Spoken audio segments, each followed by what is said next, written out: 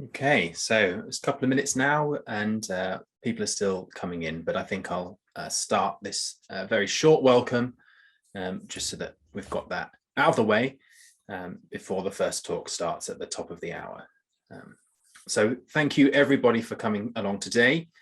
This is OpenMPCon. We're really excited to be hosting this virtually at the University of Bristol. You can see the lovely Zoom background is the nice Wills Memorial Building here in Bristol. If I was in the office, on the top of the office building, this is probably the view that you could see from there. So this is where we're based. This is where I'm based in the Department of Computer Science at the University of Bristol.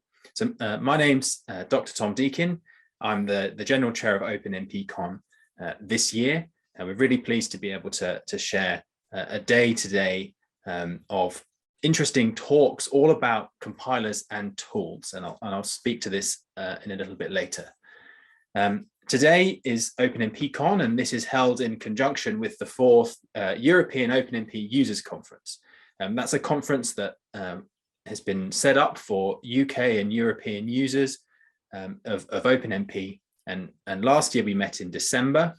Really fantastic meeting with lots of interesting talks, and this year we've decided to co-locate it with OpenMPCon today and with IWOMP for the rest of the week.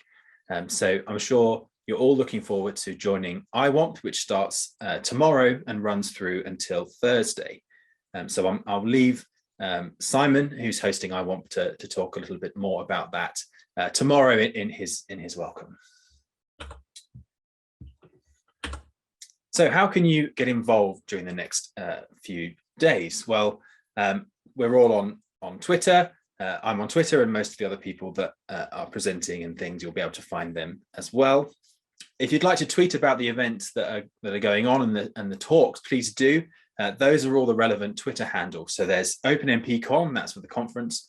The OpenMP_users is for the European UK OpenMP user group. Then OpenMP ARB is, of course, the Twitter handle of the standard itself. So please use that to let them know and keep them abreast of what you're doing with OpenMP. And they're really keen on hearing updates on what you're doing. So do use that when you talk about OpenMP. Then IWOMP, if you use the hashtag IWOMP, you'll be able to collate all those tweets as well. If you're interested in finding a little bit more about these events going forward, then subscribe to the newsletter as well. And you get emails about these sorts of events.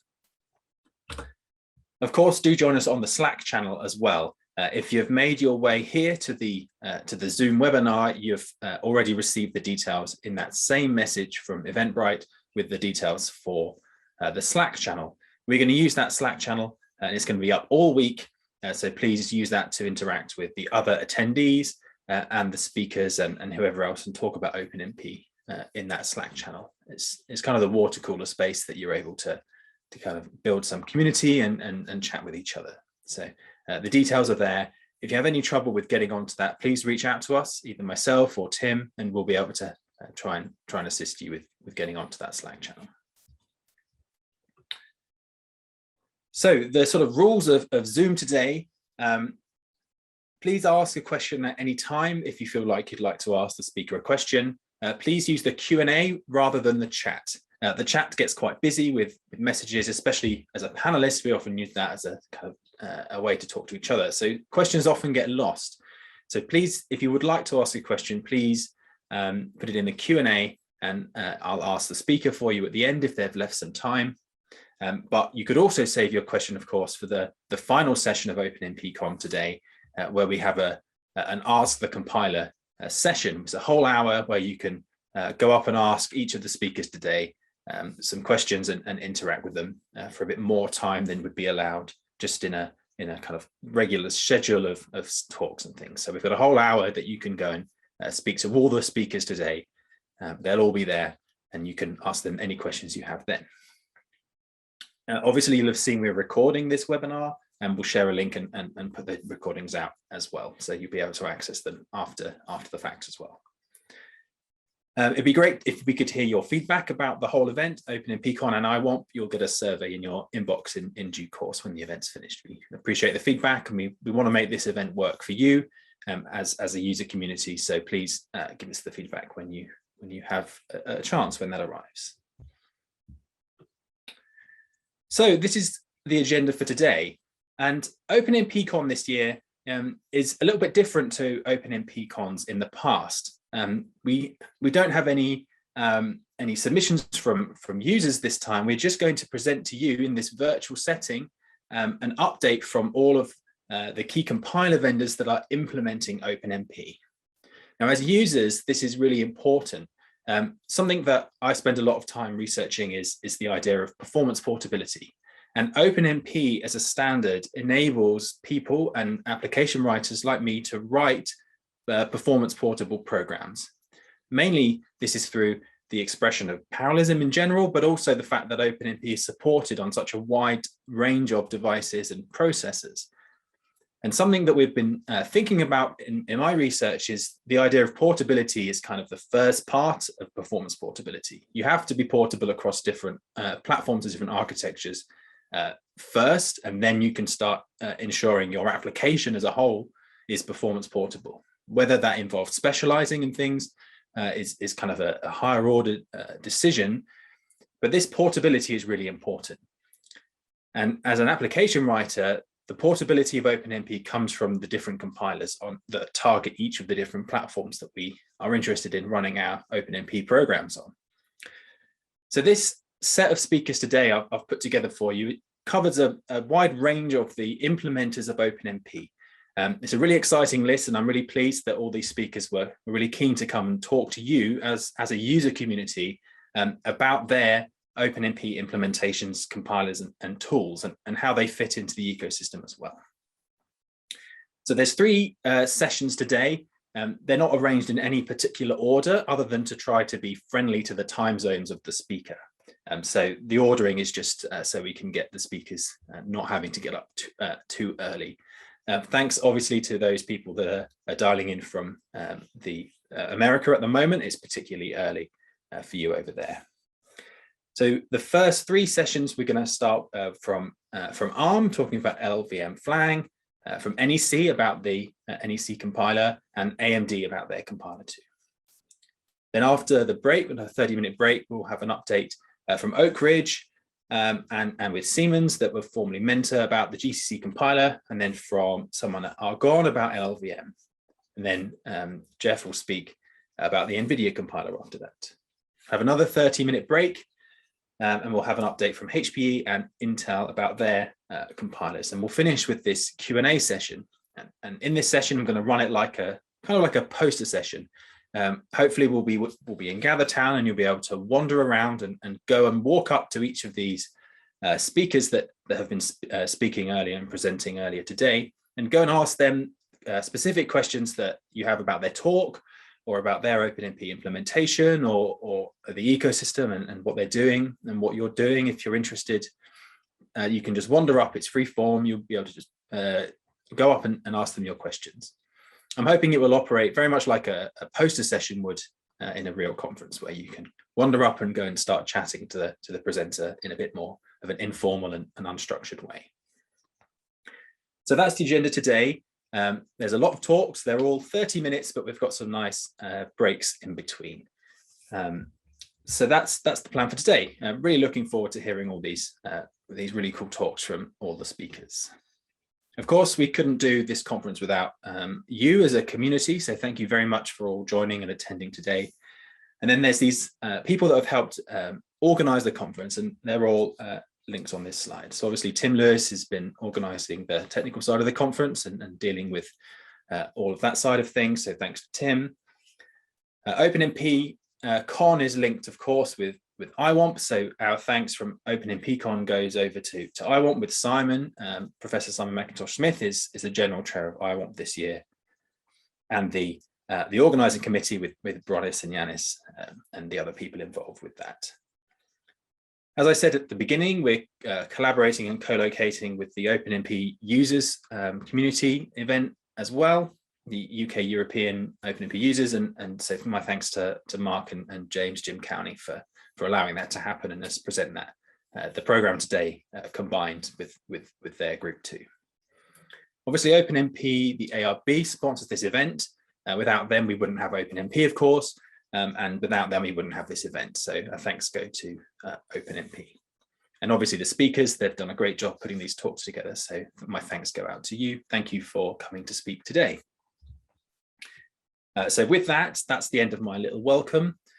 We will start on time. So in a couple of minutes, we'll start with our first speaker, Kieran from ARM. I'll let them all introduce themselves.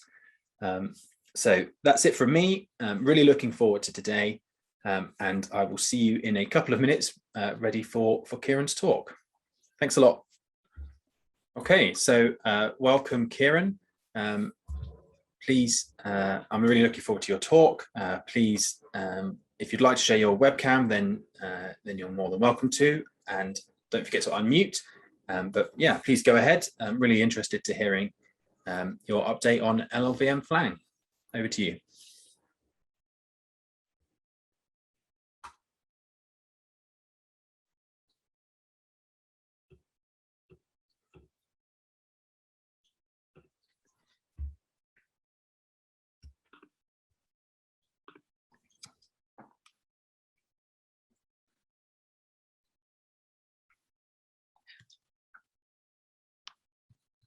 Hi, this is Kiran from ARM.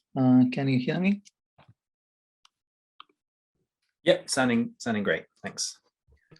Okay. Hello, everyone. My name is Kiran. I'm a compiler engineer in the ARM Fortran compiler team.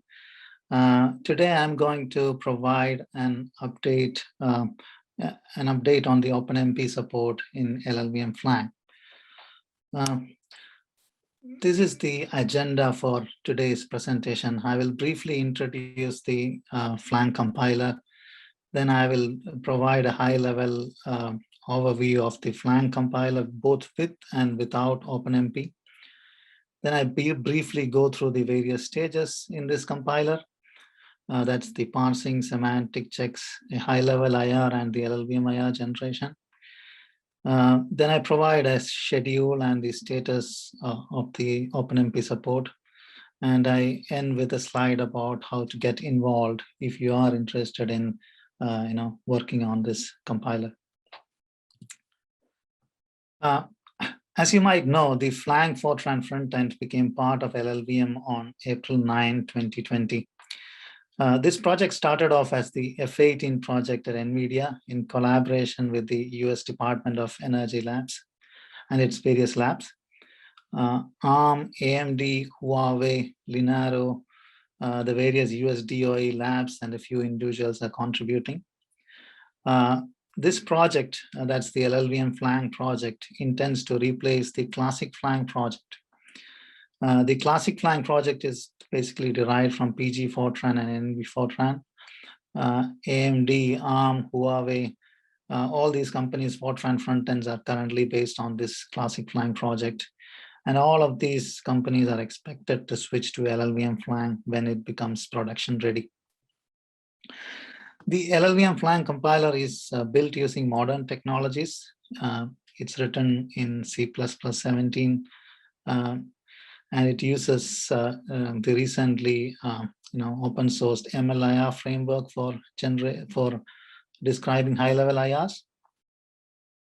And as we all know, supporting OpenMP is very important in HPC. So the plan for LLVM Flang is to support the latest standards up to currently OpenMP 5.1.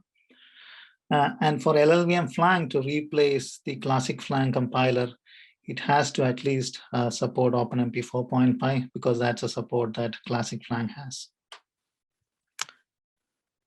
Now we go into the high-level flow of the Flang compiler. So the Flang compiler takes in a Fortran program and generates LLVM IR. And from then on, the traditional LLVM IR flow happens.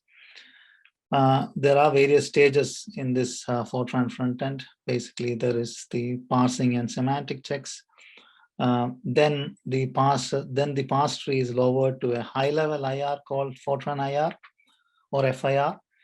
This Fortran IR is built using the MLIR infrastructure. The reason for having a high-level IR is that the LLVM IR is probably too low level, and it probably is a good IR for C or C for the C programming language. But the Fortran language has a lot of high-level constructs. It has its own semantics. So this high-level IR captures some of these Fortran semantics. It also has high-level constructs like loops and expressions for arrays and things like that. So having this high-level IR makes lowering from the pass tree to, it's a good intermediate step from the pass tree to LLVM IR conversion. It can also be used as the basis for a lot of transformations because the high-level IR captures a lot of the Fortran semantics. And this high-level Fortran IR is then transformed into something called the LLVM MLIR dialect. The LLVM MLIR dialect is basically a representation of the LLVM IR inside the MLIR framework. And once you have everything in the LLVM MLIR dialect, it's translated on a one-by-one fashion to LLVM IR. So this is a high-level overview of the Flang compiler. Now I tried to show an example so that whatever I have mentioned makes a bit more sense. So what I have on the left-hand side is a Fortran program, which basically does an addition. C is equal to A plus B. And what I have in the middle is a representation of the Flang pass tree. So Fortran programs generally have a specification part and an execution part. In this Fortran program, because we don't have any declarations of these variables, that section is empty. But the execution part has an assignment statement, C is equal to A plus B. And I'm not going to go into further details of the pass tree, but you can see that there is a representation for the variable C, for the variable A, and for the variable B. And it's an expression that's formed by an addition, and then finally it's assigned to the variable C. And what we have on the right-hand side is the MLIR representation. So you can see that there are, the MLIR representation consists of a high-level IR called Fortran IR, and MLIR also has its own a lot of native operations. So anything that's prefixed with FIR represents the high-level Fortran IR. So, for example, you have the alloca instructions called fir.alloca. So you can see 3 of these instructions. So all these are allocating space on the stack for these variables A, B, and C. Then these variables are loaded, and then an addition operation is carried out, and the result is stored. So this is the high-level IR for Fortran in Flang.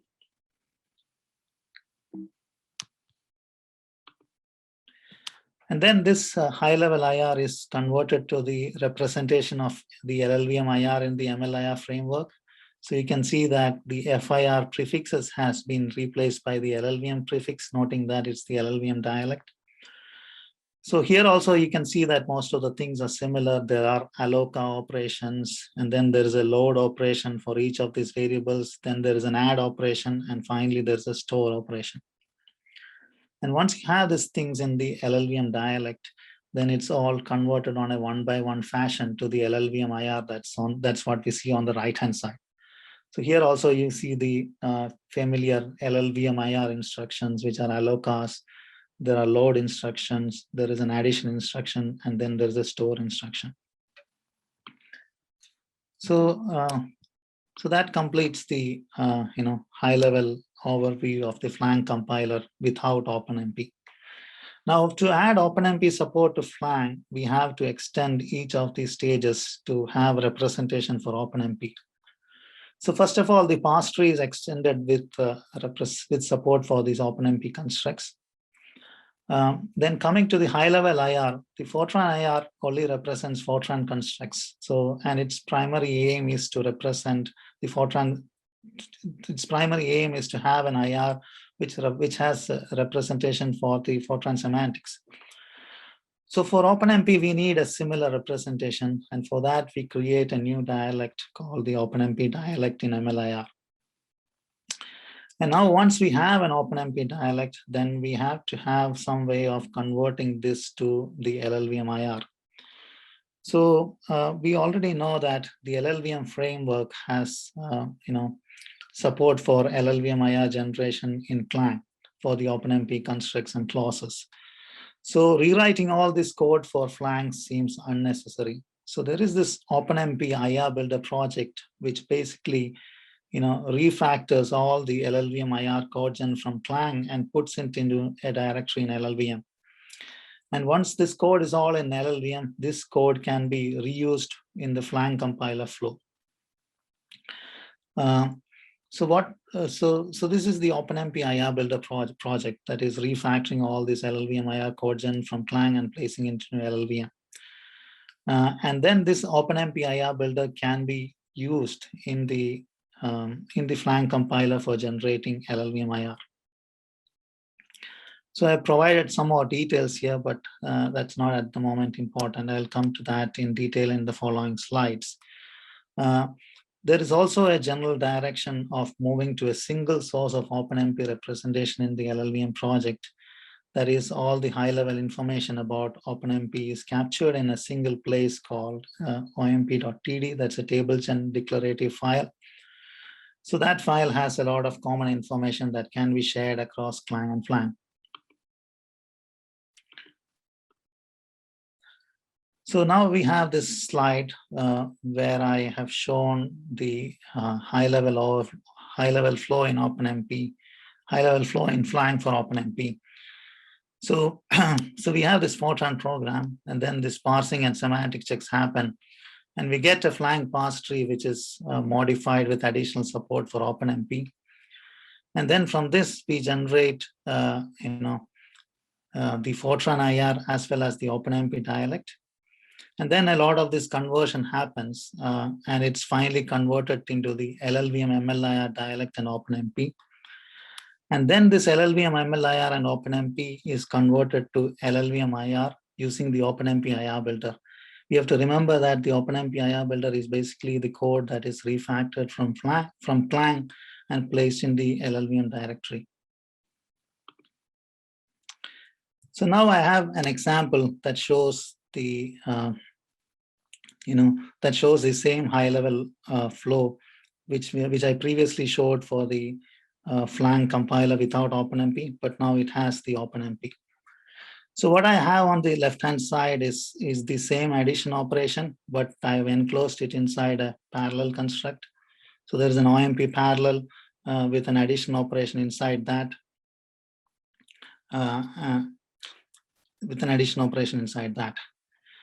So what we have in the middle is the Flang parse tree. In the Flang parse tree, you can see that there is some additional OpenMP constructs that are added there. So this shows the additional parse tree nodes in the Flang compiler. So we have in the executable section an OpenMP construct, and in that OpenMP construct there is a begin directive, and then the directive is marked as parallel. It has a list of clauses, but there is nothing there as of now because we have not specified any clauses there. Then inside that, there is a block of code, and in the block of code, there's an assignment statement. There is an end directive, and then there is the end program statement.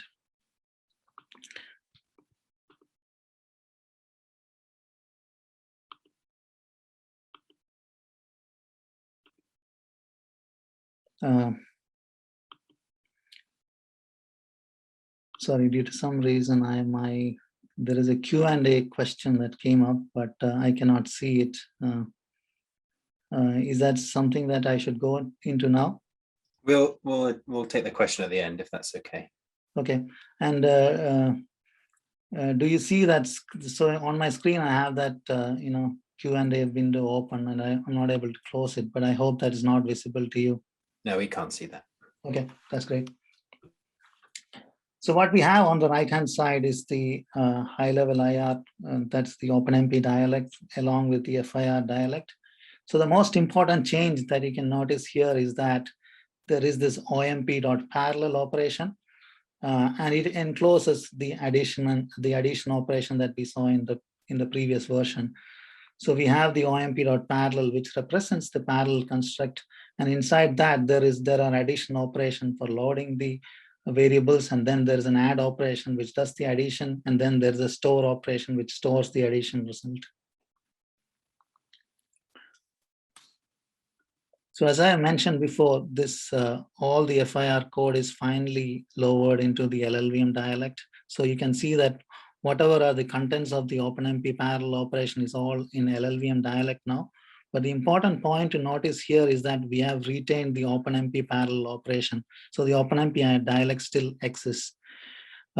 This is important because we need to retain the information about the OpenMP operation so that we know that, okay, this is the OpenMP operation. And now when we try to lower this to LLVM IR, we can call the code that corresponds to the outlining function and the LLVM IR. So the OpenMP runtime call generation for the OpenMP parallel construct. So that's what we see on the right hand side. The OpenMP parallel operation had all this body of code inside it. But what we see on the right-hand side, the main difference is that this is now outlined. So the whole body of the parallel region is now outlined into a separate function called qqmain.omp_par. And there is a region inside that which now has the load and the add and all. And at the top, you can see the call to the OpenMP runtime, which is the KMPZ4 call. Right, now we go into each of the stages in the OpenMP, in the OpenMP support. So the first stage is parsing. So the OpenMP constructs are represented in the parse tree. So there are both executable constructs and declarative constructs. They are separate nodes in the parse tree for this. That's the OpenMP construct or the OpenMP declarative construct. Flang basically uses C++ 17 variants in the parse tree representation. It does not use derived classes and things like that. It uses variants as the representation for polymorphism. So you can see that the OpenMP construct, So OpenMP construct is either a standalone construct, a sections construct, a loop construct, a block construct, an atomic construct, or an OpenMP critical construct. So it uses variance as the mechanism for achieving polymorphism. And what we have on the bottom is that the parser is also declaratively written. So what I have at the bottom is the parser for the OpenMP critical construct.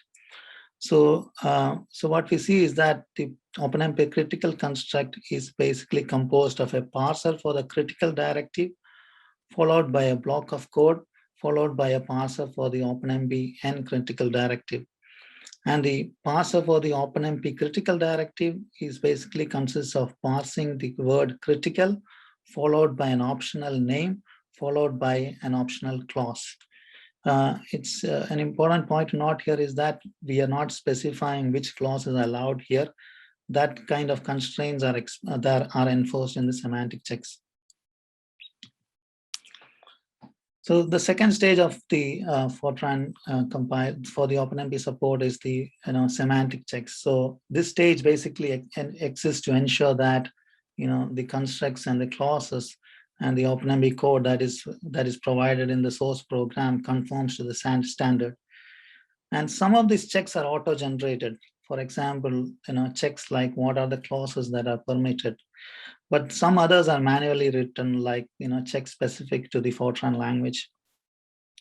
So the snippet of code that I have in this page is basically from the omp.td file, and this snippet basically specifies the semantic checks or the restrictions for the target data directive. It says that what are the allowed clauses. So that is the device pointer and the device address. You can also specify the standard in which this clause came in. Like, so this will automatically ensure that, this clause, that is the device address, is not present in any previous standard. Then you can also further specify what are the clauses that are only allowed once, like the device and the if clause are only allowed once. And sometimes you can also say that, some clauses have to be there for sure. And that is like, so for the example here shows that the map clause should be always there. So once the semantic checks are done, the next stage is the high level IR. So as I mentioned before, the high level IR is, written using the MLIR framework in the LLVM project. So the MLIR framework is basically a generic framework for building IRs. You can declaratively write the definitions of operations.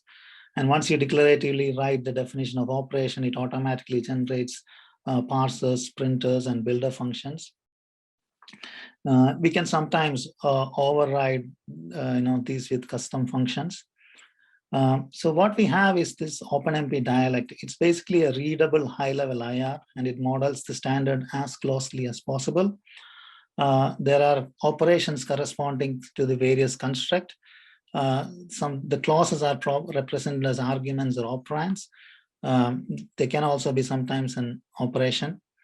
And there are different kinds of operations. Some operations like some OpenMP constructs like parallel, master, etc., have region of code inside that. So these kind of operations have regions. And then there are these operations like barrier and all, which does not have a region. So these do not have regions. And then there are some kind of OpenMP constructs like parallel, which basically encloses some body of code. But there are others like the loop, right? In the OpenMP standard, these are directives which sit separately from the loop. But inside the dialect, the loop is also included in the OpenMP operation corresponding to that loop. So this is basically the way, a simple operation like barrier is represented in the OpenMP dialect. So I'm not going into too much details here, but basically you can see that these are all declaratively written. At the bottom you can see there is a definition of the barrier operation. The name of the operation is barrier. There is a summary and description. These are useful for generating documentation. And then there is something called the assembly format, which basically generates the printer and parser for this operation. And if we write all these, we can represent this operation that we see at the top called omp.barrier.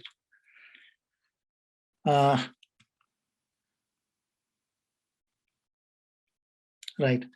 Now we come to a slightly more, involved OpenMP operation called the parallel do. So that is what we have on the left-hand side. There is an OMP parallel do construct, and then there's a loop inside that which goes from 1 to A, and then there is an addition operation inside that, and then there's an end do.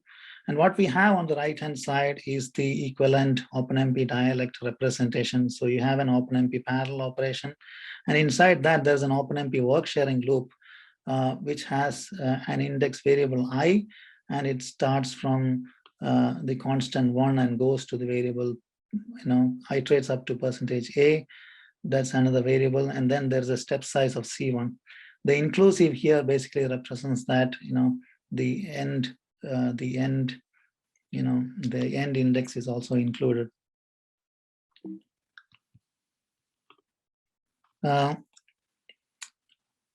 Again, I'm not going to go into too much details here, but you can see this is the this is the way this OpenMP operation for work sharing loop is specified.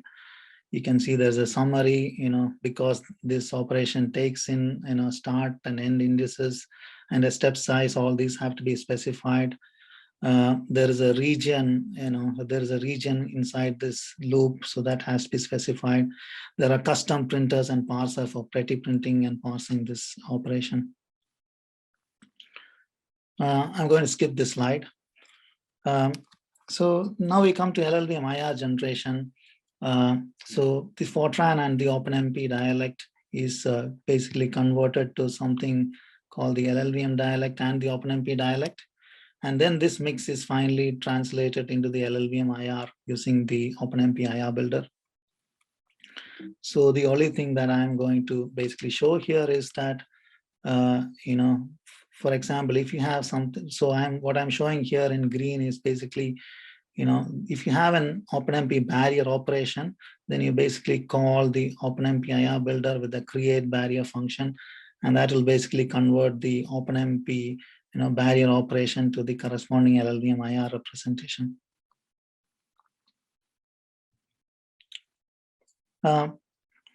This is a short summary of the the sequence of events and schedule that happened for the OpenMP support in Flang. So in 2018, this F18 project was announced. The OpenMP IR Builder project for refactoring code from Flang and putting it in LLVM and reusing it in Flang was proposed in May 2019. The OpenMP dialect was proposed in September 2019.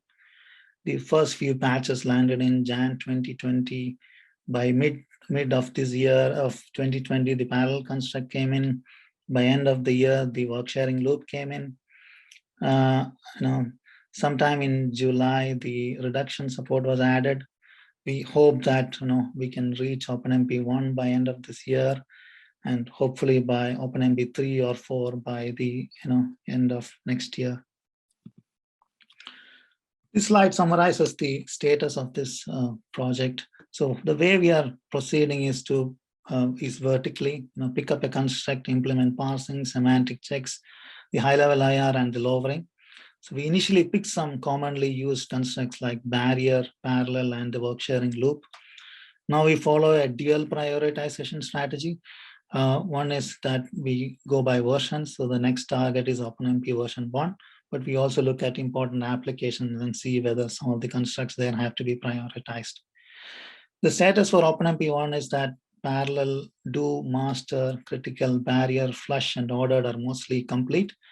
But some of the things like privatization, section, single, atomic, and reductions are in progress. We are not yet started on thread private or copy in.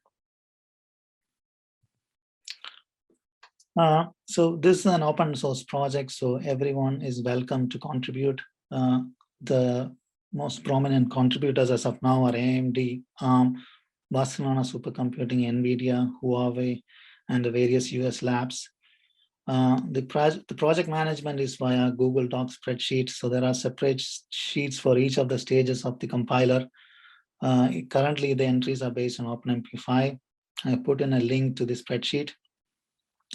We have a bi-weekly meeting on Thursday, where we discuss the progress of this project, and all the participants of this project, take part in the meeting.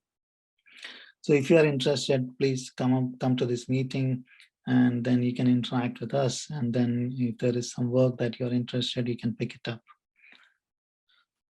That's all what I had for today. Thanks everyone for attending.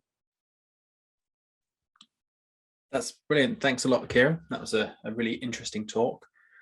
We've had one question come in from one of the attendees, and they ask about Flang and supporting the direct parallelism in Fortran through do concurrent loops, and how they might interact with OpenMP. Right. So the exact plan for supporting do concurrent is not yet decided, primarily because Flang is proceeding, the development of Flang is proceeding on a standard by standard basis. So currently by November, what we are targeting is that Fortran 95 support should be there, and do concurrent, I believe it came in 2008. So it's only around, it's probably in next year we'll start thinking about, we'll start implementing it. But you're right that OpenMP can be used to support do concurrent, but at the same time the semantics of do concurrent is different from the OpenMP parallel and the work sharing loop. So it can, at least in all cases, you cannot convert do concurrent to do concurrent to a mix of the parallel and work sharing loop OpenMP constructs.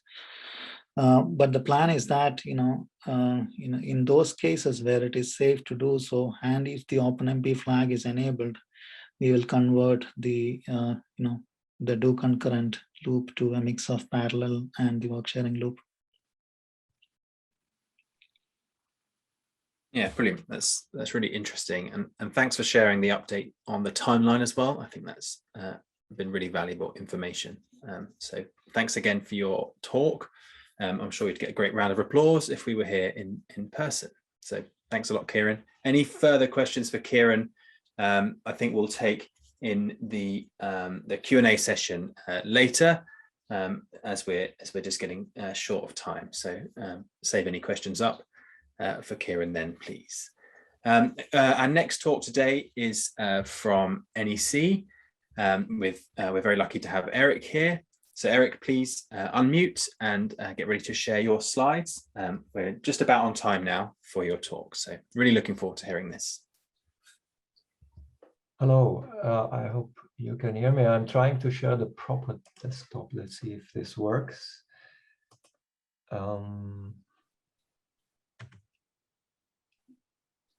Yep, we can see your screen. And you see my screen, but the presentation didn't start yet. Just a second.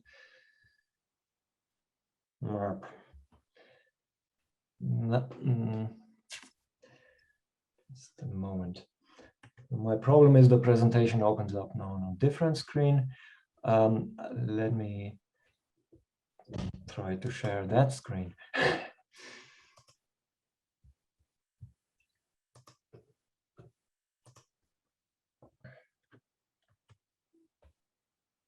Better. Okay. Brilliant. Thanks. Over to you, Eric.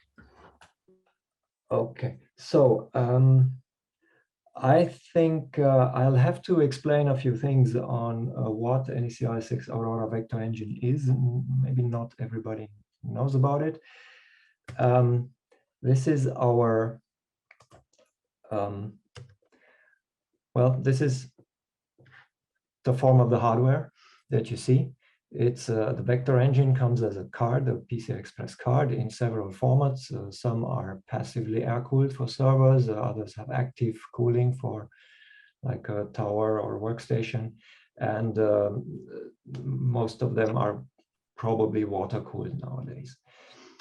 The processor itself is a classic, I would say, resembles a classic vector machine from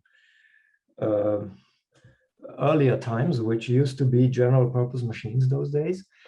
So we tried to squeeze it into what you see on the small picture.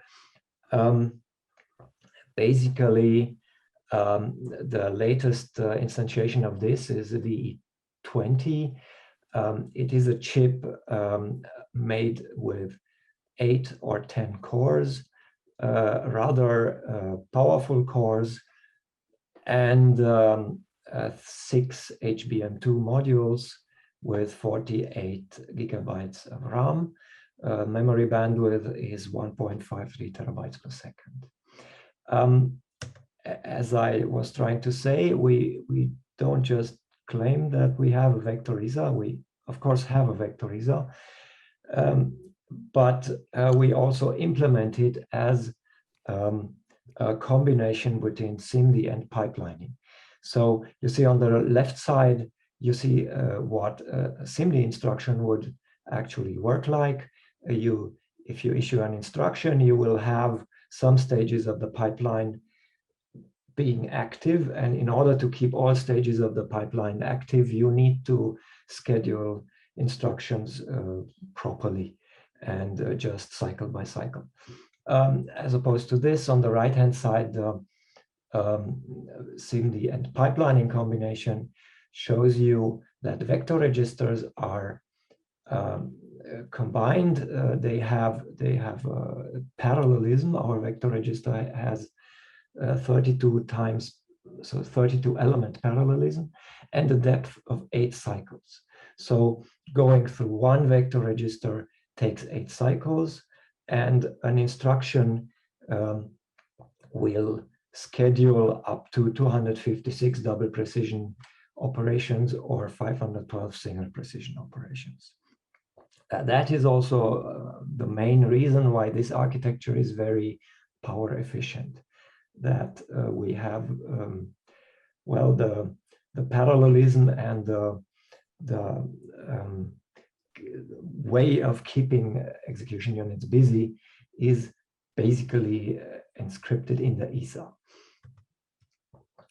A vector engine core contains a scalar processing unit and a vector processing unit.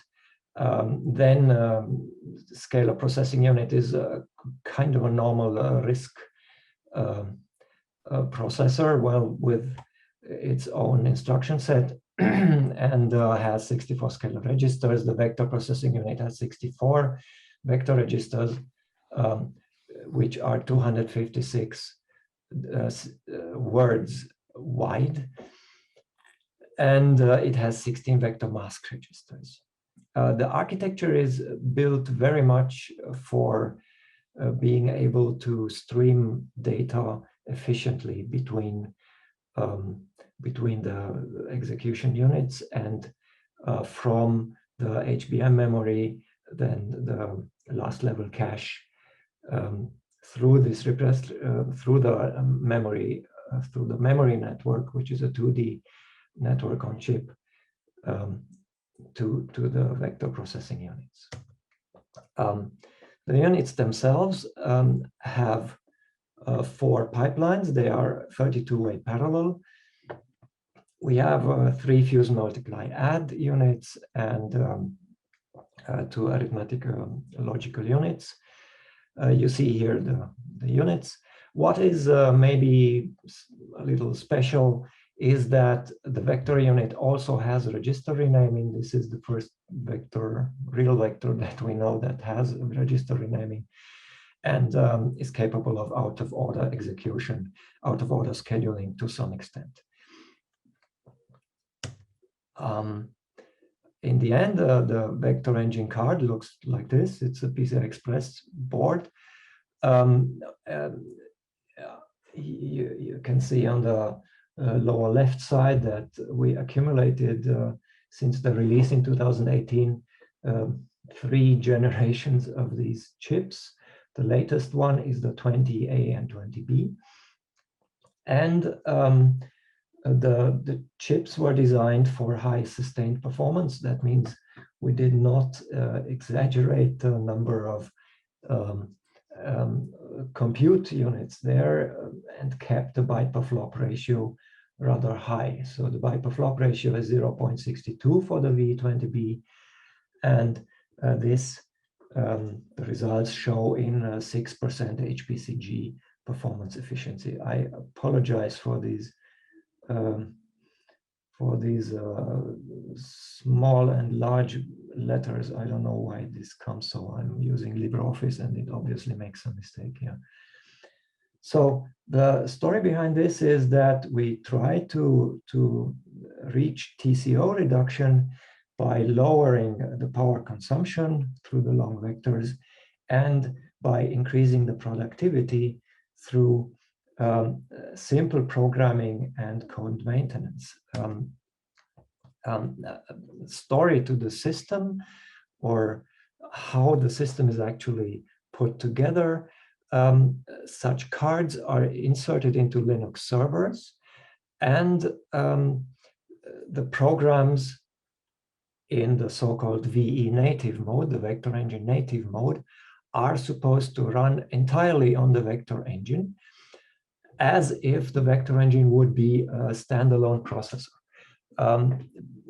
But what is hidden is that on the Linux server, you have a daemon called VEOS, the vector engine operating system, that is taking care of things of scheduling, process management, memory management, and system call handling for the application. Therefore, the application feels as if it is running on a Linux system due to the Linux system calls that are also executed on the Linux system, but actually runs on a accelerator card that has no operating system at all. This definitely saves us from OS jitter, but brings some other trouble, of course, because system latencies are large in this case. Ooh. Oh. Okay, the vector engine native programming model, I'm getting closer to the OpenMP topic, is to program your code just plainly in C, C++, or Fortran with any system calls, more or less. For this, you can use the proprietary NEC, NCC, and C++, and then Fortran and Fort compilers. The compilers support OpenMP parallelization that is happening inside one vector engine, so among 8 or 10 cores. If the vector engine has enabled NUMA mode, then the parallelization is limited to 4 to 5 cores, so half of these of the engine. Then you can parallelize with MPI across the boundaries of the machine, but also within the vector engine that is using InfiniBand, EDR or HDR, and peer direct communication from vector engine to vector engine. There is also hybrid MPI for people who want to make more coarse grain parallel programs where you're supposed to compile the same program for the vector engine and the vector host with NEC MPI and run it on vector engines or vector hosts or other scalar machines, other x86-64 machines. OpenMP support of the NEC compilers is compliant to OpenMP 4.5 with restrictions. Well, there are some restrictions like cancellation constructs, thread affinity control are not there, array sections have some restriction, and certain clauses. All these restrictions are kind of left to the implementer, and obviously we use this freedom. There is a slight extension, the environment variables, OpenMP specific environment variables that have the VE underscore prefix take precedence over the classic OpenMP variables. So for example, VOMP num threads overrides OMP num threads. This way we can control the number of threads for the vector engine process and its lag on the vector engine host separately, because the part of the code that runs on the host also can run OpenMP programs and can be parallelized. The biggest limitation for this, because I said it's compliant to OpenMP 4.5, is there is no support for device constructs in the NEC compilers. So there is no way to do OpenMP target programming for using the vector engine as an accelerator. And I told you that VE was primarily aimed at native programming, and also NEC, NCC, and C++, and Fort are pure vector engine cross compilers. They are not capable of generating code for the host CPU for the x86-64. So, of course, the vector engine is actually an accelerator, which disguises as a normal processor.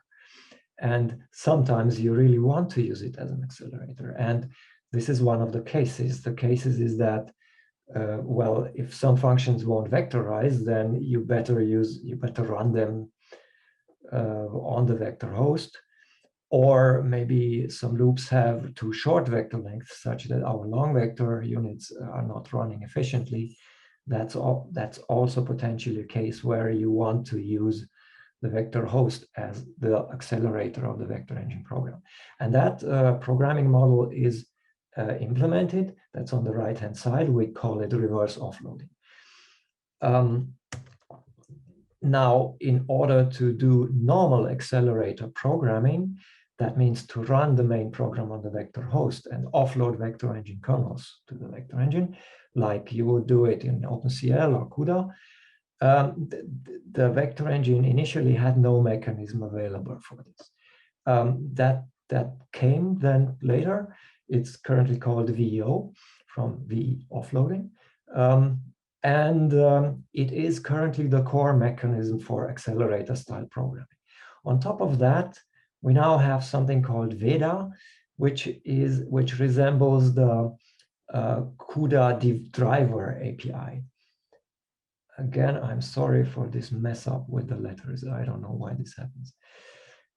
Okay, so that means accelerator programming explicitly is possible, but there is no OpenMP target in the NEC compilers. So we made first steps toward that target together with RWTH Aachen. We started a project in 2017 with Tim Kramer and colleagues. And this project is leveraging LLVM and Flang infrastructure.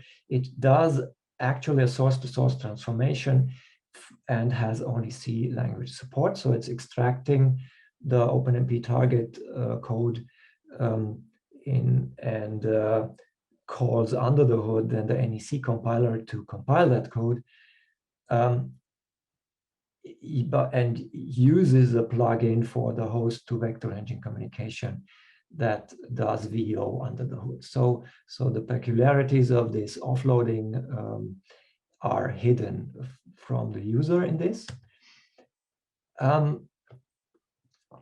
This has continued also in another way.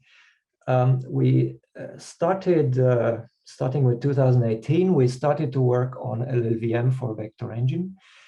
That is an open source project. It's on GitHub, and it is a kind of unofficial compiler for SX Aurora. It is an experimental architecture for LLVM, for the LLVM project, and we are upstreaming to make it a normal official architecture.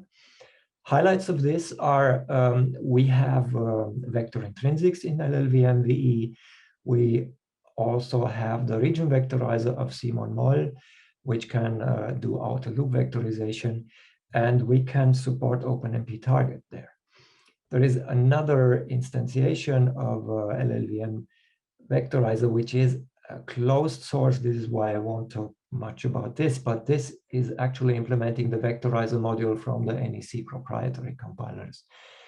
But these are different projects. So that's what our piece of LLVM ecosystem is. And what do we use now from OpenMP? Well, first we use the OmpSIMD directive. So basically, we can vectorize with LLVM VE. When we aim at the host as a target, then the LLVM upstream vectorizer is being used for that vectorizes inner loops only. It does so automatically as well as it can. And if we do dash target equals VE Linux, then we use the region vectorizer, which is this outer loop vectorizer I mentioned. It does to some extent automatic vectorizations. That's new development we're experimenting with. But it is best controlled with pragmas. So pragmas meaning then pragma OmpSIMD. Obviously, that's the way how we do it. So we can select here, if we do SIMD len 256, then we will do normal vectorization of the loop, means with vector length of maximum 256, while choosing SIMD len 512 forces packed vectorization of for single precision, meaning vector length of up to 512. Pragma OMP parallel might trigger vectorization, not always. And unannotated loops could sometimes automatically vectorize. So when data parallelism is detected. So the region vectorizer can vectorize outer loops of this form, where we have two loops like these. The vanilla LLVM compiler will not, of course. Of course, you can steer this by doing something like this. If you want the inner loop vectorized, then you should put the pragma there.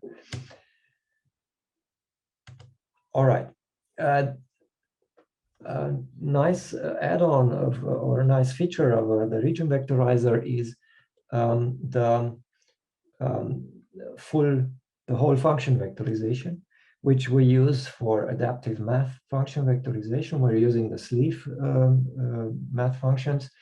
And basically what happens is if you have a loop like this with something like the power function there, the region vectorizer will automatically create a function that is that accepts a vector argument and vectorizes for the full vector length. We expanded actually the NEC ABI for function calls and use this inside LLVM to be able to pass the long vectors to functions. OpenMP target, that's a different story, because in OpenMP target, well, when you have a code like this is just schematic to have the directives somewhere. There are some questions. Where do you want the main program to run? Should it run on the vector host, or should it run on the vector engine? Both directions are possible, actually. And which compiler should be used for the offloaded part and for the main part? Well, for the main part, this is pretty clear. We can only do it with LLVM because we want, well, we are using LLVM's capabilities to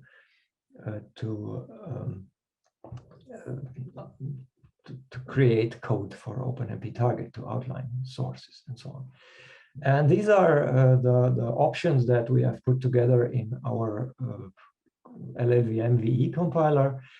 So you can select FOpenMP targets equals VE Linux. In that case, the target device compiler will be Clang for vector engine. It will use the libOpenMP target runtime using the Avio plugin. And when executing on the vector engine, it will use the libOpenMP runtime from LLVM. Then there is the other way that I introduced, or I mentioned before. This is coming from the cooperation with Aachen. FOpenMP targets equals Aurora NEC VORT. We should make this name a little nicer. This one will use the NEC compiler as compiler for the target code, and offload using the same plugin. But when running on the vector engine, it will use the NEC libOpenMP runtime. So this is a different runtime from the LLVM runtime. And finally, there is the reverse offloading option, where you compile for the vector engine Linux, for the vector engine. So main program will run on the vector engine, and you are offloading to the x86 host. Here, obviously, the target device compiler is Clang for x86 64, and we're using something called the vhcall plugin, and we use on the vector host and the normal LLVM libOpenMP x86 64 runtime. So we deal with several runtimes, and yeah. So we are happy to be able to use now the LLVM OpenMP runtime, because this is open source as opposed to NEC runtime, which is closed source, and we cannot actually access that and use that for the LLVM generated code. Now, the good side is that the LLVM OpenMP runtime is mature, very mature, complies to the standard, is very advanced, and is very well optimized for x86. The downside is that it is not tuned for our vector architecture, and we didn't start this effort yet. So this is implemented with, so when you're not running on x86-64 or on ARM or on Power, you'll fall back to some standard synchronization primitives code, which is pretty slow and is not using, obviously, hardware features. And we can see this with the OpenMP PCC sync bench. And when I saw this, I was, wow. Yeah, so you see here in the first column or the second column, OpenMP with NCC is pretty well doing. Parallel 4 latency is 6.77.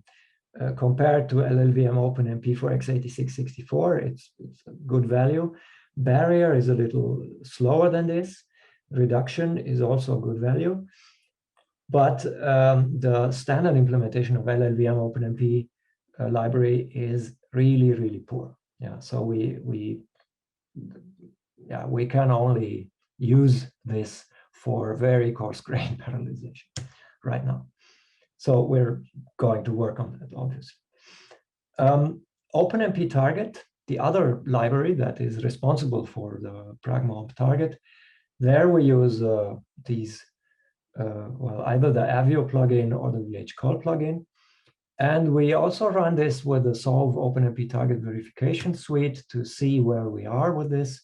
So the Solve for C code looks like this, VH to vector, so host to engine offloading. This is the normal acceleration path. We have 11 runtime errors, no compile errors anymore, so we're pretty advanced with this. And reverse offloading does well as well, so actually better. While the SOTOC-based, the source-to-source transformation that uses the NEC compiler for the device side has some compile errors and also the same number of runtime errors here. Solve C++ does pretty well for the LLVM path with the LLVM native code. It doesn't work at all with the source-to-source transformation that was simply not implemented. And finally, some measurements from Spec Excel where we used OpenMP target and we tried to compare to other architectures. You see here, we did offloading with SOTOC, so with a source-to-source compiler, and compiling with the NEC compiler. Then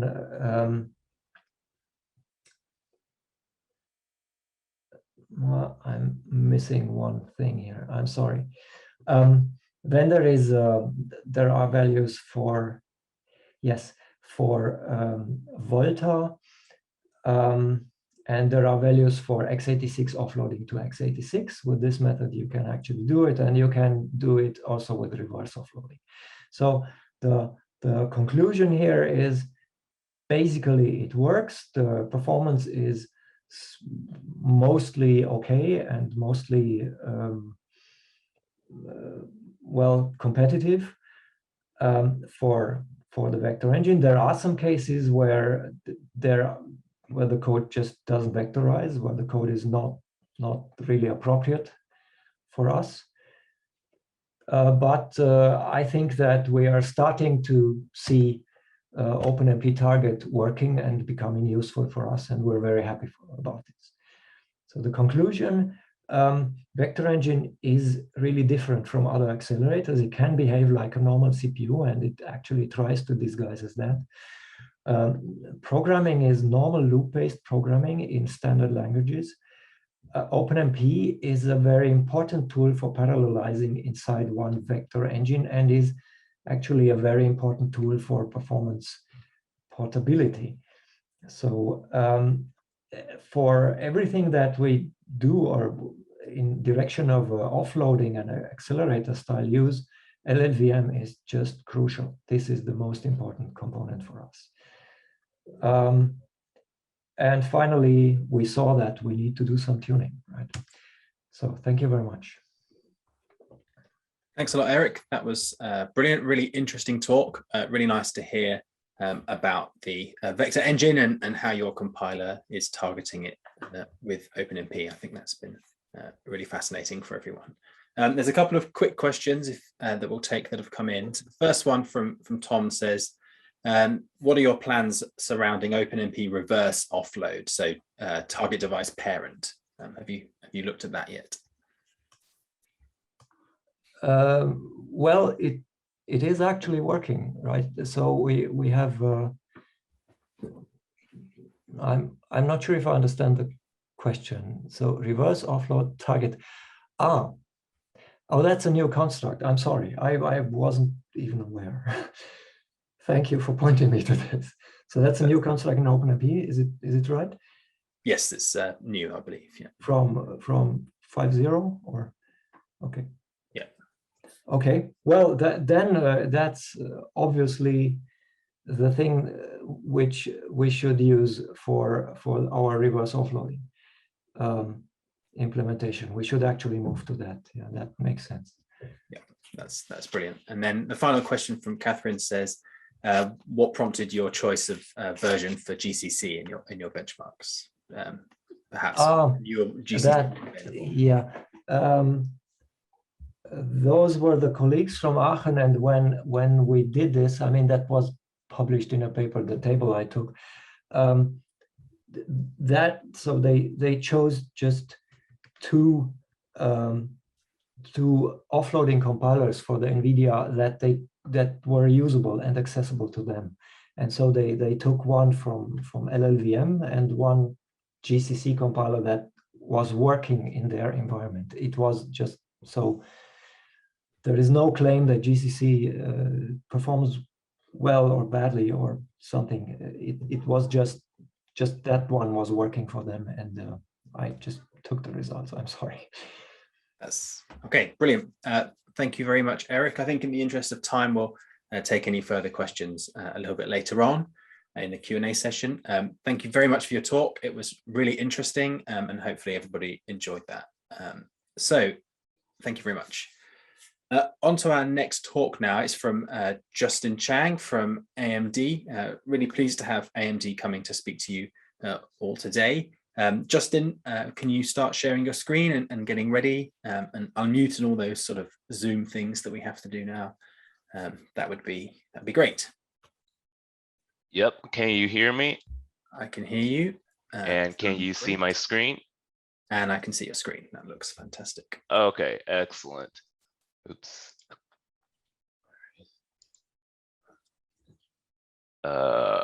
Whoops, hold on. I'm sharing the wrong screen. Let me.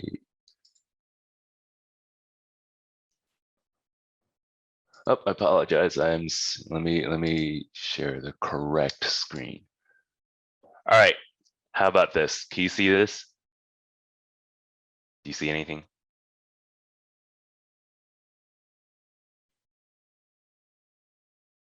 Hello? There's no screen yet. Okay. How about this? That looks great. Brilliant. Great. Okay, excellent. Okay, so my name is Justin, and oops. You are not meant to see that. Okay, and so today I'll be talking giving a brief overview on the AMD Instinct GPU's hardware and software. So my name is Justin Chang. I am part of the A+A group at AMD, and these slides are presented by Michael Clem and Derek. And so I'm just presenting the slides that they have for me. And so I'm just gonna give a cautionary statement So this presentation is forward-looking. Have to present this at every talk. And then here's the agenda. So today I'll be going over a few things, just the AMD Instinct architecture, the AMD ROCm software stack, and then I will be talking about OpenMP offloading programming, and I will talk about HIP, but not so much about HIPifying, since we probably won't have time for that, and then some Q&A at the end. Okay, so let's look at the AMD Instinct architecture. So there is some historical significance with the 10 teraflop barrier. So 20 years ago, a well-known supercomputer named ASCII White broke into the supercomputing scene to be the first to break the 10 teraflop barrier, and so an entire system delivered with a peak teraflop of 12.3 teraflops. And 20 years later, now a single GPU, our AMD Instinct MI100, which comes at 3,300 watts, delivers 11.5 teraflops as a peak. And so all the 6 megawatts of performance in a single GPU. So this just shows how far we've come in the last 20 years. And so now we are at the dawn of the GPU accelerated exascale. So there are some major leaps in performance that driving 3 phases of supercomputing. One, we have the terascale, where systems delivered teraflops of performance, and they were driven mostly by the CPUs. But as we know, CPUs couldn't deliver the efficiency required for petascale, and then GPU computing was found, and today we're at the heels of the exascale computing. And so AMD's strategy, so we have a somewhat differentiated strategy. So we are coming up with compute optimized architecture, not so much general purpose architectures for GPU. And so we have 2 HPC systems coming up, Frontier and El Capitan, and they are both projected to be exascale systems. Okay. And so just a little bit more on what I just said about how we are focusing on 2 different types of architectures. So we have 2 types, the RDNA, which is for gaming systems, and then we have the CDNA, which is more for compute optimization. And so the compute optimization is where our MI systems come into play. Okay, so a little bit about the data center GPU architecture roadmap. So the last few years, we've been focusing on the GCN, the CDNA, and then so last year we had the CDNA, the MI Instinct, the Instinct MI100 system, and very soon we're coming out with the CDNA 2, which we dub as the MI Next, which will be coming out by the end of 2021, and we will hear an announcement about it pretty soon. Okay, so the node level design. Okay, so in general, our GPUs can form hives of 4 GPUs. So we have 1 hive associated to 1 CPU processor. And so in our current MI100 system, basically we have high-speed AMD Infinity Fabrics, which are these are high-speed connections to connect the GPUs. And then we have a PCIe Gen 4 link to connect them to our EPYC processor. However, in our next upcoming MI systems, in our MI Next, we will be using Infinity Fabric technology for all areas of this node design. So in other words, we will no longer use Gen 4 links. Okay, so in terms of the CDNA architecture, so basically it's made for performance.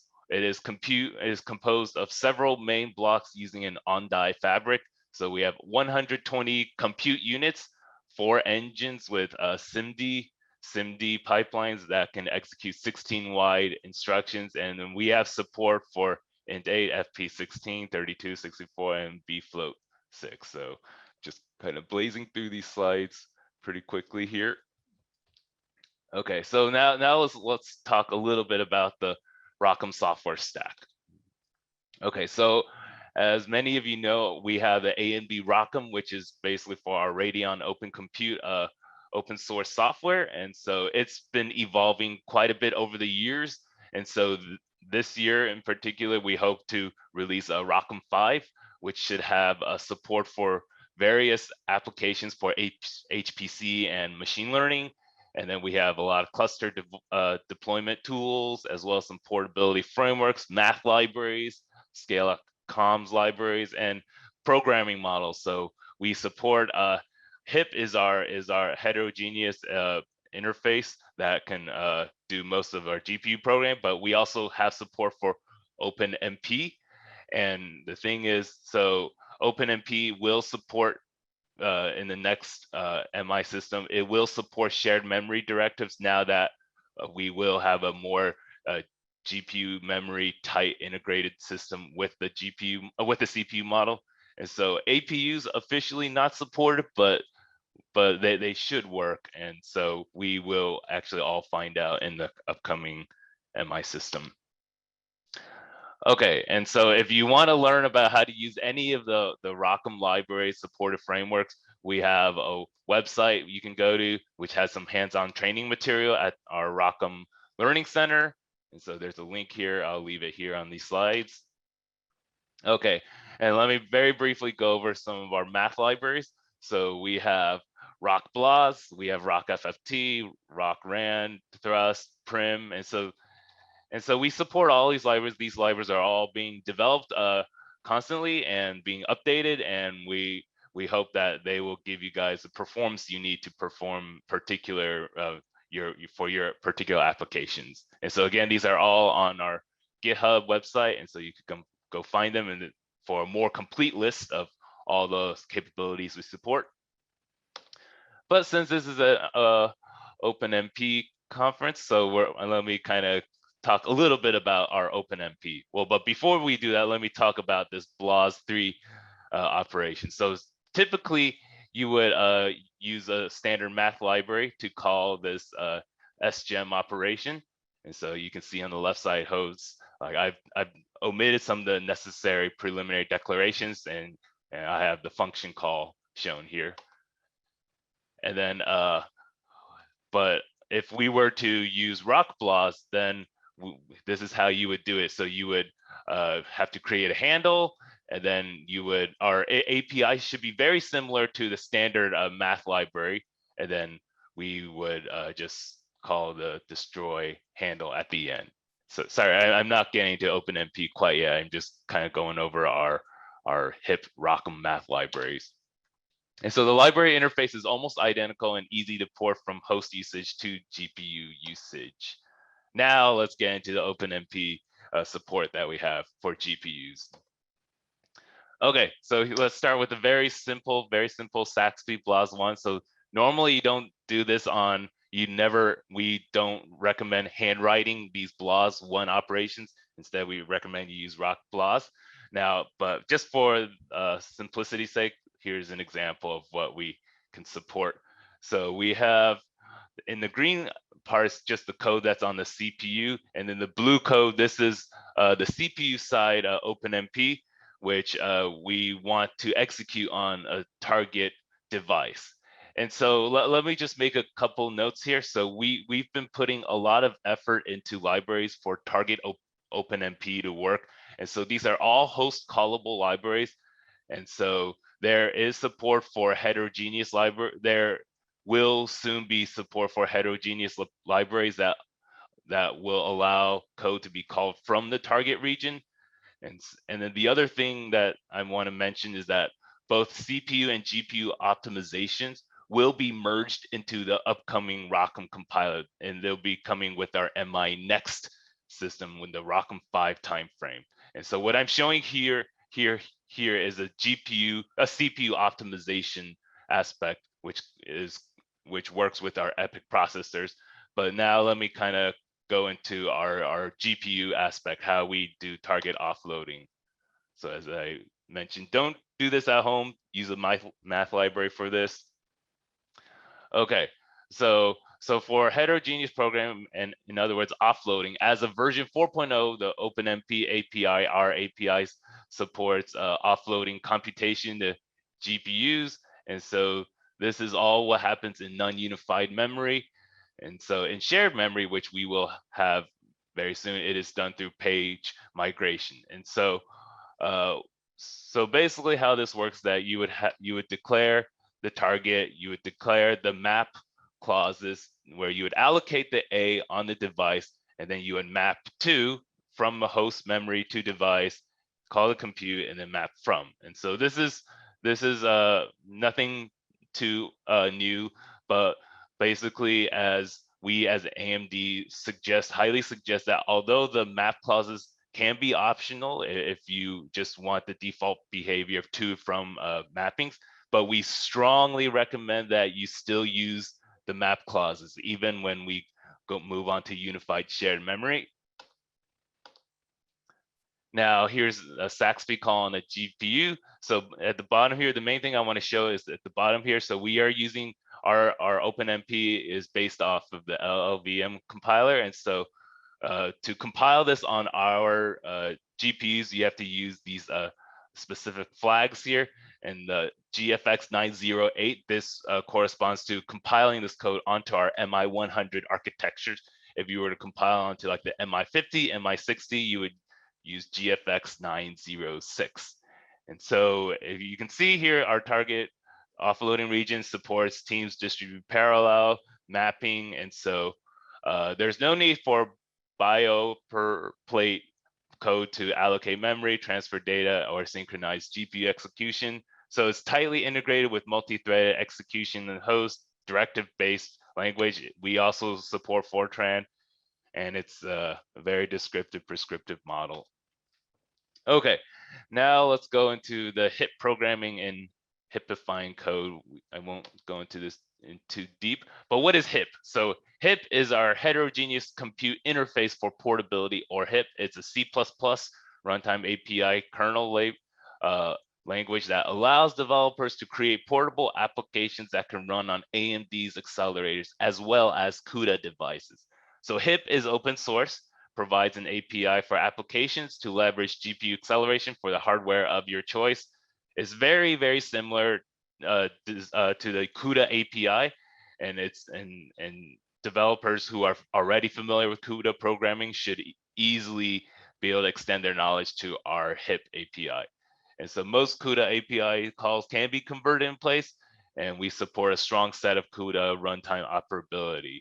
And so basically, we have this illustrations, we have this HIP, which is a wrapper, and depending on what architecture you compile on, it could either invoke the CUDA or it can invoke our HIPCC, which will be compiling on our AMD GPU.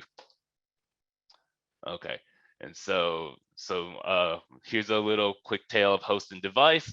So the source code in HIP has two flavors. We have host code and device code. So the host code, everything's on the CPU, host runs here, uses the usual C++ syntax, and the main entry point is the main function. Now the device is the GPU, and the device code runs here. And so device codes are launched via kernels, and instructions from the host are enqueued into streams. And so this is just a little, this here is our quick list of some of the API commonly used calls to run your code with HIP. And so I'm just going to leave this here. And so the reason I'm kind of going over all of this is because what happens if we want to mix HIP with OpenMP offloading? So that's the big question we often get. And so let me just break this code down into two parts. So we have here the HIP kernel for the Saxby operation. So we have the host side calling where Saxby, which invokes the kernel, and then up top here is the kernel to invoke the actual HIP aspect of the device code. Okay, and so our AOMP implementation, this is our AMD's OpenMP answer to doing target offloading. And so we currently support HIP kernels with OpenMP managed buffers, so we can use device pointer. We also support OpenMP kernels with HIP memory, HIP managed buffers with the if-is device pointer. However, right now we do not support HIP and OpenMP kernels coexisting in the same translation unit. This is something that I believe the AOMP team is working on and is part of their future plans. I don't have a time frame for that, but so an example of what I was just mentioning. So if we were to mix OpenMP offloading and HIP kernels, what one needs to do is we need to separate these two chunks of code into separate translation use. They need to be compiled separately.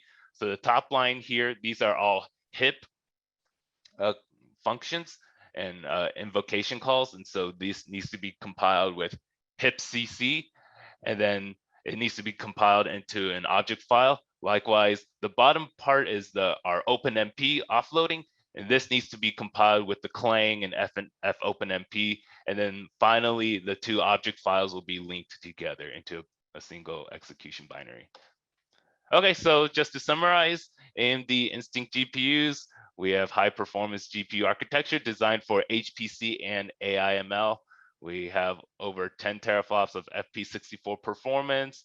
And then we have our ROCm software stack, which is open source, is standards-based. We support both HIP and OpenMP, and our HIP interface is designed to be easily extendable to people who are familiar with CUDA. So that's all I have. Thank you very much.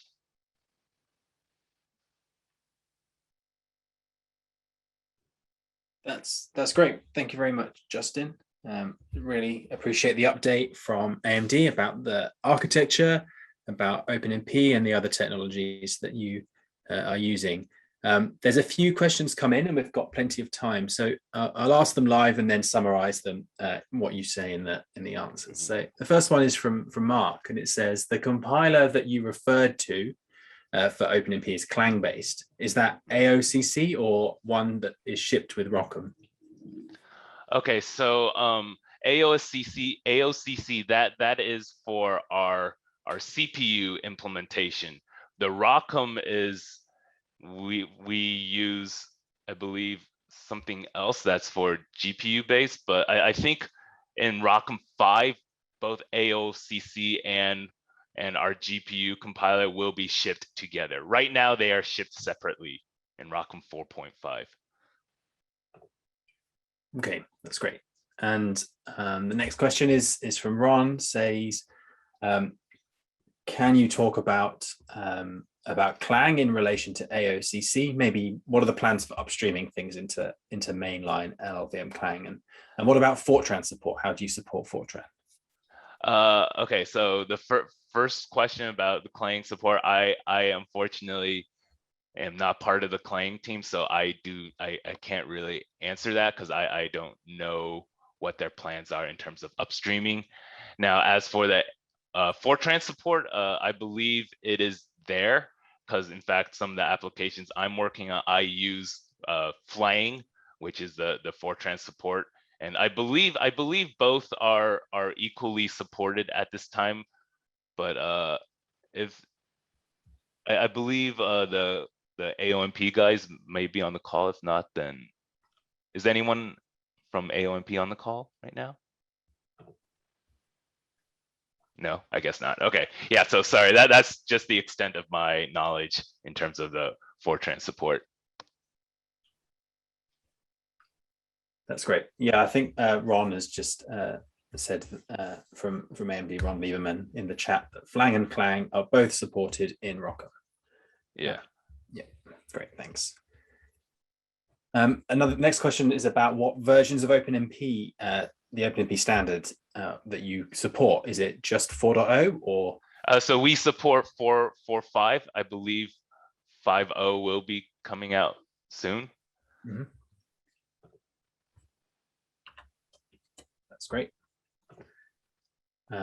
Next question is, can the HIP code be, this is from Georgiana, asks about HIP code. Can it be compiled with Clang directly instead of HIPCC? Yes, it can. And you would have to pass the appropriate include in library files. However, that runtime is not compatible with the OpenMP runtime as of what I tried a few months ago. Now, I believe the plan is to eventually use Clang to compile HIP code, and that same Clang should be able to support OpenMP offloading. That is as far as my understanding is concerned. That's great. Maybe it's worth, I have a question then, maybe, as there's a lot of compilers that we've talked about here. We've talked about Clang, we've talked about Flang and HipCC and AOCC and AOMP as the compiler. How do they all hang together? What is in mainline LLVM Clang, and how do the AMD compilers, what do they add, and how, as a user, what do we go to download to build and run OpenMP code targeting an AMD CPU and GPU? So okay, I'll tell you from my perspective as a user of these AOMP, my perspective is right now, the best path forward in terms of getting your AOMP working with your particular application is to go directly to our working branch off of ROCm to download our AOMP releases. Now, I am unsure of when or how they will be upstream to the LLVM branches. I just know that through these are open source branches, like they have releases every month or so. And if we have any, because right now that there are a lot of kinks and issues that need to be hashed out and sorted out performance wise, as well as features that are not supported yet. And so for me, I think I would just go to that open source GitHub repo, and then if you have any issues, just to please report them, and then the team will work on getting things hashed out for you. So I think as of right now, this is the path forward in terms of just using AOMP right now. That's great. Thanks, Justin. And are they binary releases, or are they source and we have to build the compiler? I think there are both. You have both. So if you have like a supported Linux distribution like Ubuntu or Red Hat, I believe there are binary releases, or you could build them yourself. Yeah, that's great. Thank you very much. Any more questions that from anybody at this stage? Obviously, you have the Q&A session later on, and you can ask some more questions. For then, I'll just hang on a moment in case anyone's typing their question in the Q&A.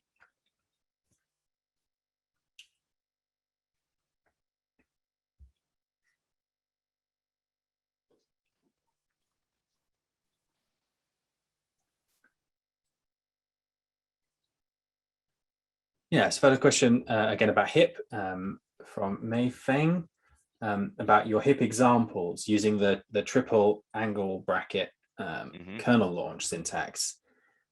Is the HIP launch kernel GGL no longer needed or supported? I think it is supported still, and from my understanding, I think we still recommend using the HIP GGL method of launching. So I believe you're talking about, instead of the triple brackets, to use the HIP GGL invocation. I believe if that's what the question is, I think yes, we still support that, and we still encourage users to use that approach. Okay, great. That's good. No more questions, I think, are coming in. If anyone else has a burning question, you can reach out to Justin, either in the Slack channel, he's there, or the Q&A session later on today. So thank you very much, Justin. Really appreciate your talk today. Thanks for sharing that with us. We're now coming up to a break. So we're coming up to a 30-minute break, which we're all going to take to use to get a short break. So here we are. This is the agenda. We're just coming up to the 30-minute break. So we're going to start again at the top of the hour in just over 30 minutes. So 7 o'clock Pacific time, 4 p.m. Central European time, and that will be 3 o'clock in the afternoon in the UK. So I will see you all in just over half an hour's time. Thank you to our 3 speakers. Looking forward to the next talks. So see you in 30 minutes. Thanks, everyone.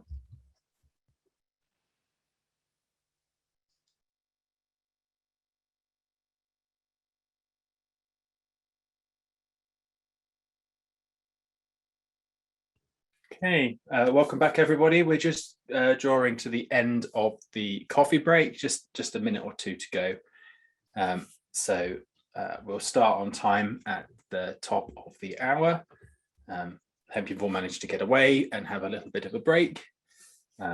Really looking forward to the next few talks, and we've got another 90 minutes of talks. We've got 4 speakers in those spread over 3 talks, and then another 30-minute break after that. So in the meantime, perhaps David and Tobias, if you could maybe start getting set up with the screen sharing, that would be brilliant. But we'll start in about a minute at the top of the hour. Thanks, everyone.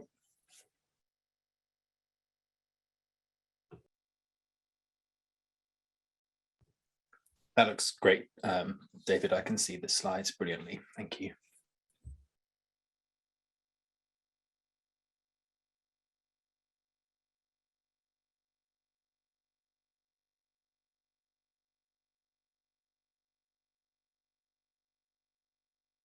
Okay, so welcome back, everybody. Our next speaker today is a talk from 2 speakers, David and Tobias. Really interested to hear about the GCC compiler and OpenMP support in it from David from Oak Ridge and from Tobias from Siemens Digital Industry Software. So over to you, David. I think you're kicking us off first. Looking forward to it.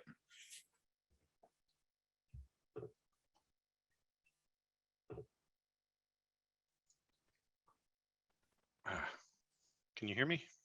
I can hear you, yep. Okay. Welcome, everybody. As Tom said, I'm David Bernhold from the Oak Ridge National Laboratory. My role in relation to this particular talk is that I lead programming environment and tools effort for the Oak Ridge Leadership Computing Facility, which I'll tell you a little bit more about in a second. And I'm sharing this talk with Tobias Bernis, who's an engineer at Siemens Digital Industry Software, which you may recognize as the company that used to be known as Mentor Graphics. So what we will be talking about today is a collaboration that we've had running for several years now between the OLCF and Siemens to build out GCC's implementation of OpenMP offloading and some selected other features.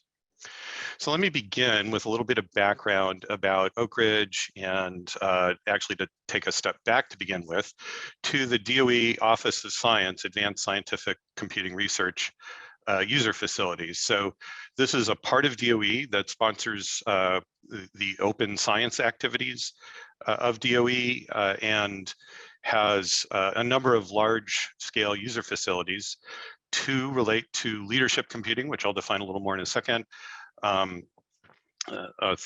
Third is the NERSC facility at Berkeley, which delivers capacity computing to a large number of users.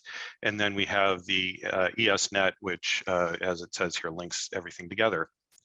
So the intent of the leadership computing facilities is to provide some of the largest scale capability class computing in the world for purposes of open science. And so there are 2 leadership facilities, one at Oak Ridge and one at Argonne. And we have 2 user programs by which we facilitate, we get most of our users. These are actually open to people who are not necessarily affiliated with DOE in any particular way. So Insight in particular is our largest allocation program, and it's based on novel science. The determinations are made by the 2 computing facilities. ALCC is the Oscar Leadership Computing Challenge. That's more managed by the DOE headquarters. And the allocations that we're providing on these systems are typically much larger than you can get anywhere else. We have a relatively small set of users at each facility, and we give them as large an allocation as we can. So at the OLCF, we've been doing this for a number of years. This shows a slice through some of our recent systems. Jaguar was our second system. That was our petaflop system. Titan was our first GPU-based system, and that went into service in 2012.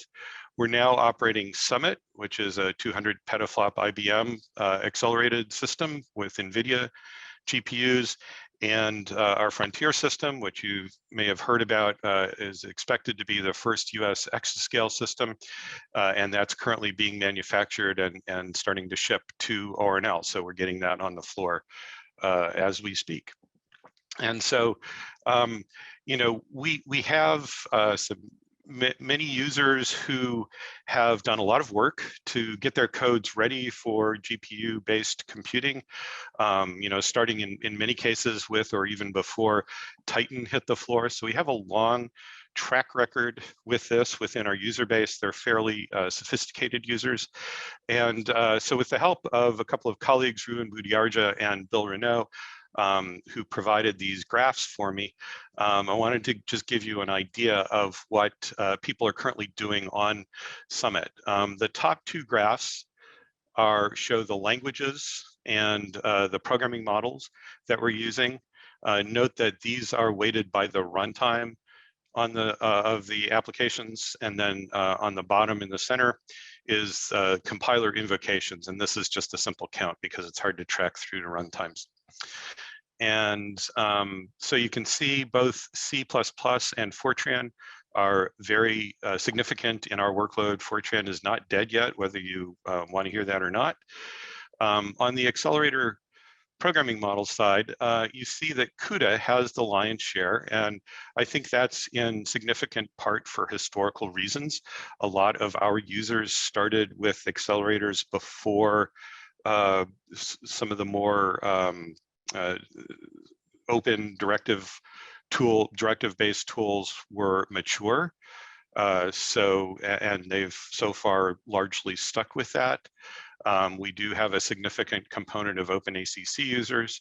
OpenMP offload is sort of up and coming. So I would say that's something a lot of our users are experimenting with, but it's not necessarily their mainstream production capability at this point. And I'll just point out that these are statistics for calendar year 2021. To date, these have not, you know, changed substantially over the years. And what you see on the bottom in the center is that the compilers that people are using for this, we're currently providing a number of different compilers, and you see that GCC has the lion's share of usage here. So this is an indication of how important GCC compiler is to our user community. And now looking forward to the Frontier programming environment, we are expecting a number of compilers to be offered on this system as well. Crays, which you'll hear about later, AMDs, which you just heard about, also mainline LLVM and GCC. And so one of the things you'll notice is that, except for the Cray Fortran, you know, the other compilers we're putting on the system are all LLVM based. And so GCC is of interest to us in a couple of ways. First of all, it provides us a kind of risk mitigation. If there's some, you know, underlying problem in LLVM that's taking too long to fix, GCC gives us a really different alternative that our users can use. We like to have multiple compilers for each of the programming models that we offer wherever possible, because oftentimes somebody hits a, you know, we tend to really exercise the dark corners of compilers with a lot of these applications, and on pretty new hardware as well. So, you know, we really want to have the possibility that somebody can go to a different compiler if they're being blocked by something with one compiler.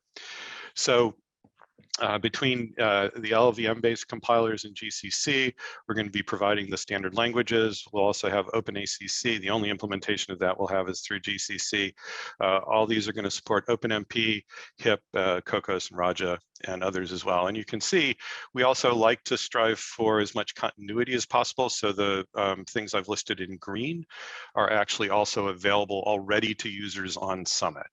So that's an important part of our sort of our model for the programming environment at the OLCF. So we started working with Siemens back when they were called Mentor Graphics in about 2016. NVIDIA was working with them originally on OpenACC and GCC, and they pulled us into the conversation, and we joined the partnership. OpenACC is important to us. I probably shouldn't talk too much about it in this particular venue, but it was the first community-driven standard directive language available for programming GPU accelerators. And this was really important to us in the Titan timeframe because we saw the emergence of a number of proprietary approaches, and we didn't want that. We really want to have standard-based programming environments wherever possible. So we really wanted to bring those folks together, and we worked with others in the community to help do that. And as you see, it's still a fairly significant aspect of our user base on Summit.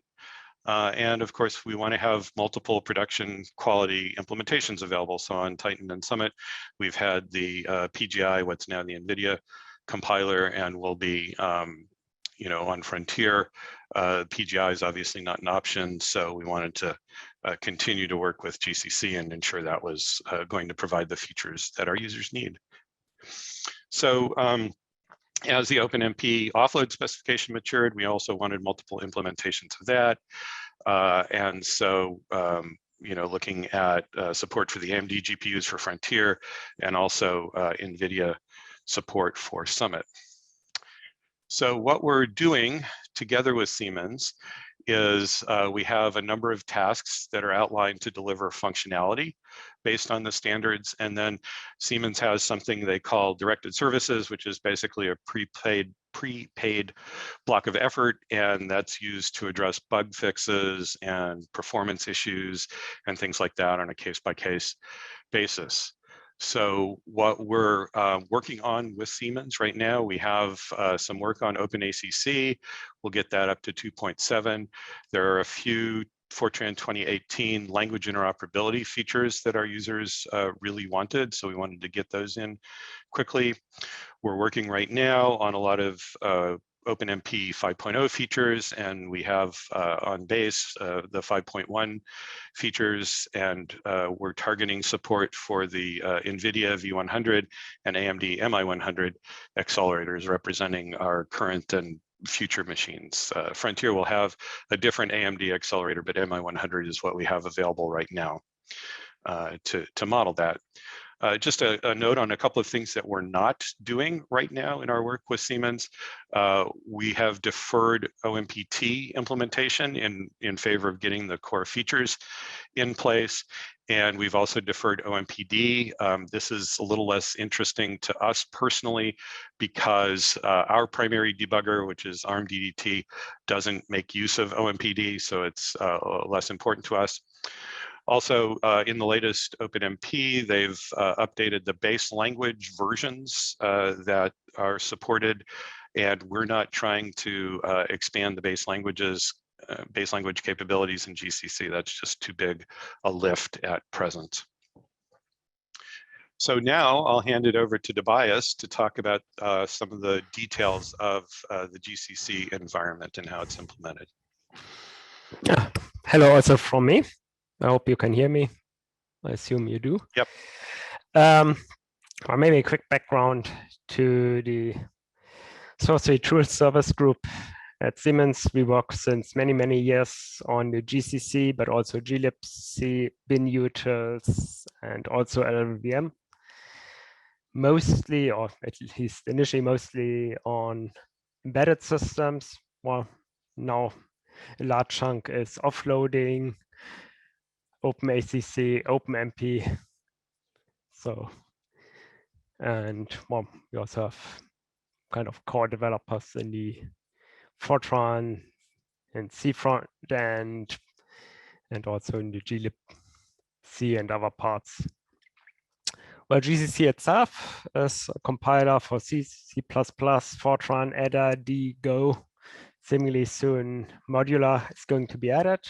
That supports the recent C, C++ standards. Fortran is mostly 2008 with Cray support and interoperability.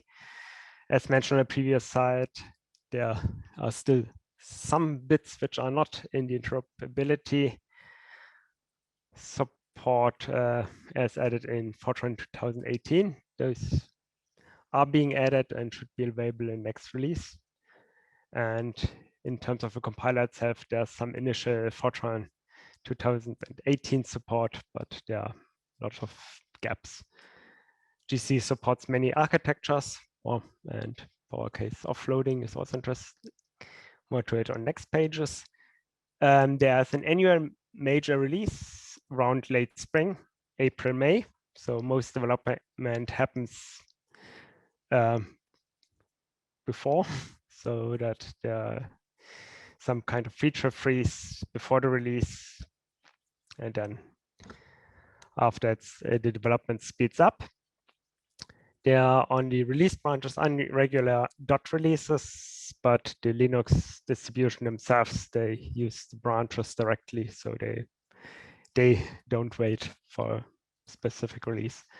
Well, GCC is open source, so developed by paid, unpaid developers, several companies, and of course, developers in the spare time.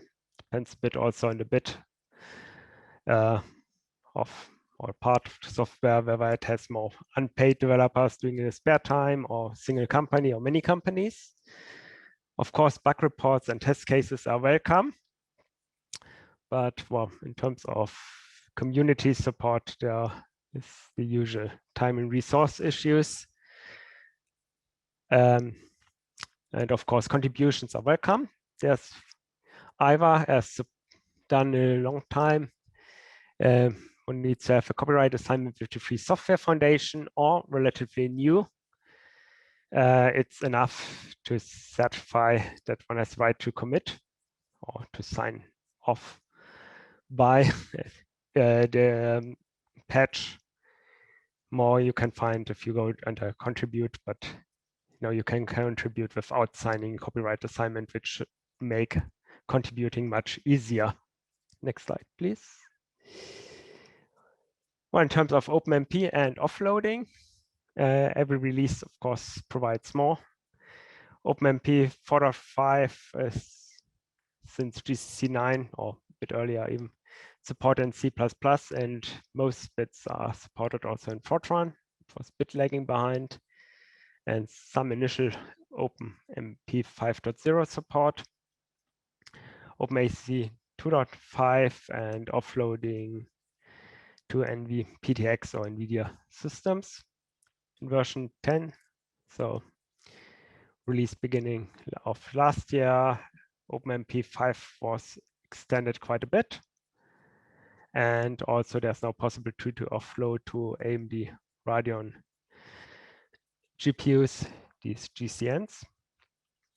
Since this year, mostly Fortran, but also in other areas, OpenMP 5.0 was extended, and we now have the GFX 908 GPU, which was also shown in the AMD talk before, although they use a different compiler. And now in the current mainline, you find the first OpenMP 5.1 features like directive, mask, scope, nothing, error, and of course also features of 5.0 have been extended and is being extended, and especially for GCN users, it makes much more sense to use GCC 12 than 11 in terms of performance.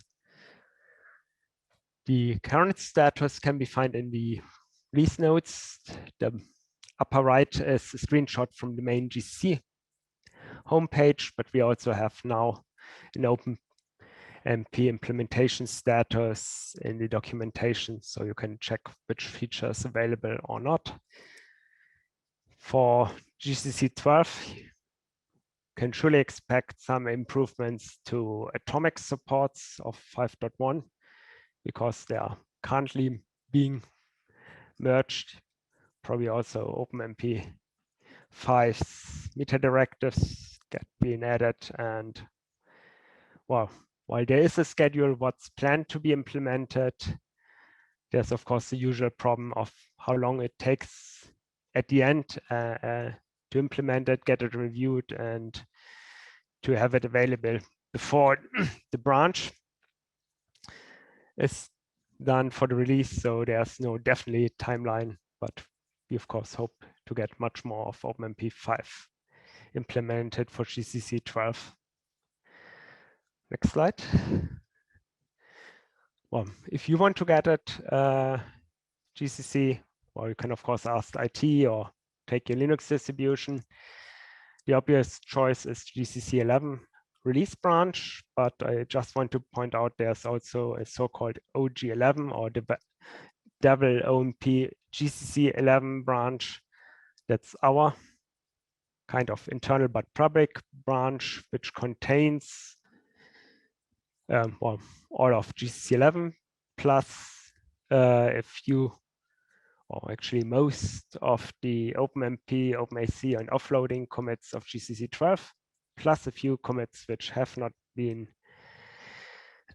merged into mainline. So that could be an alternative if you want to use GCC yourself. It's available, or all of them are available simply by going to GCC's Git page. Well, let's move on to some details. Next slide.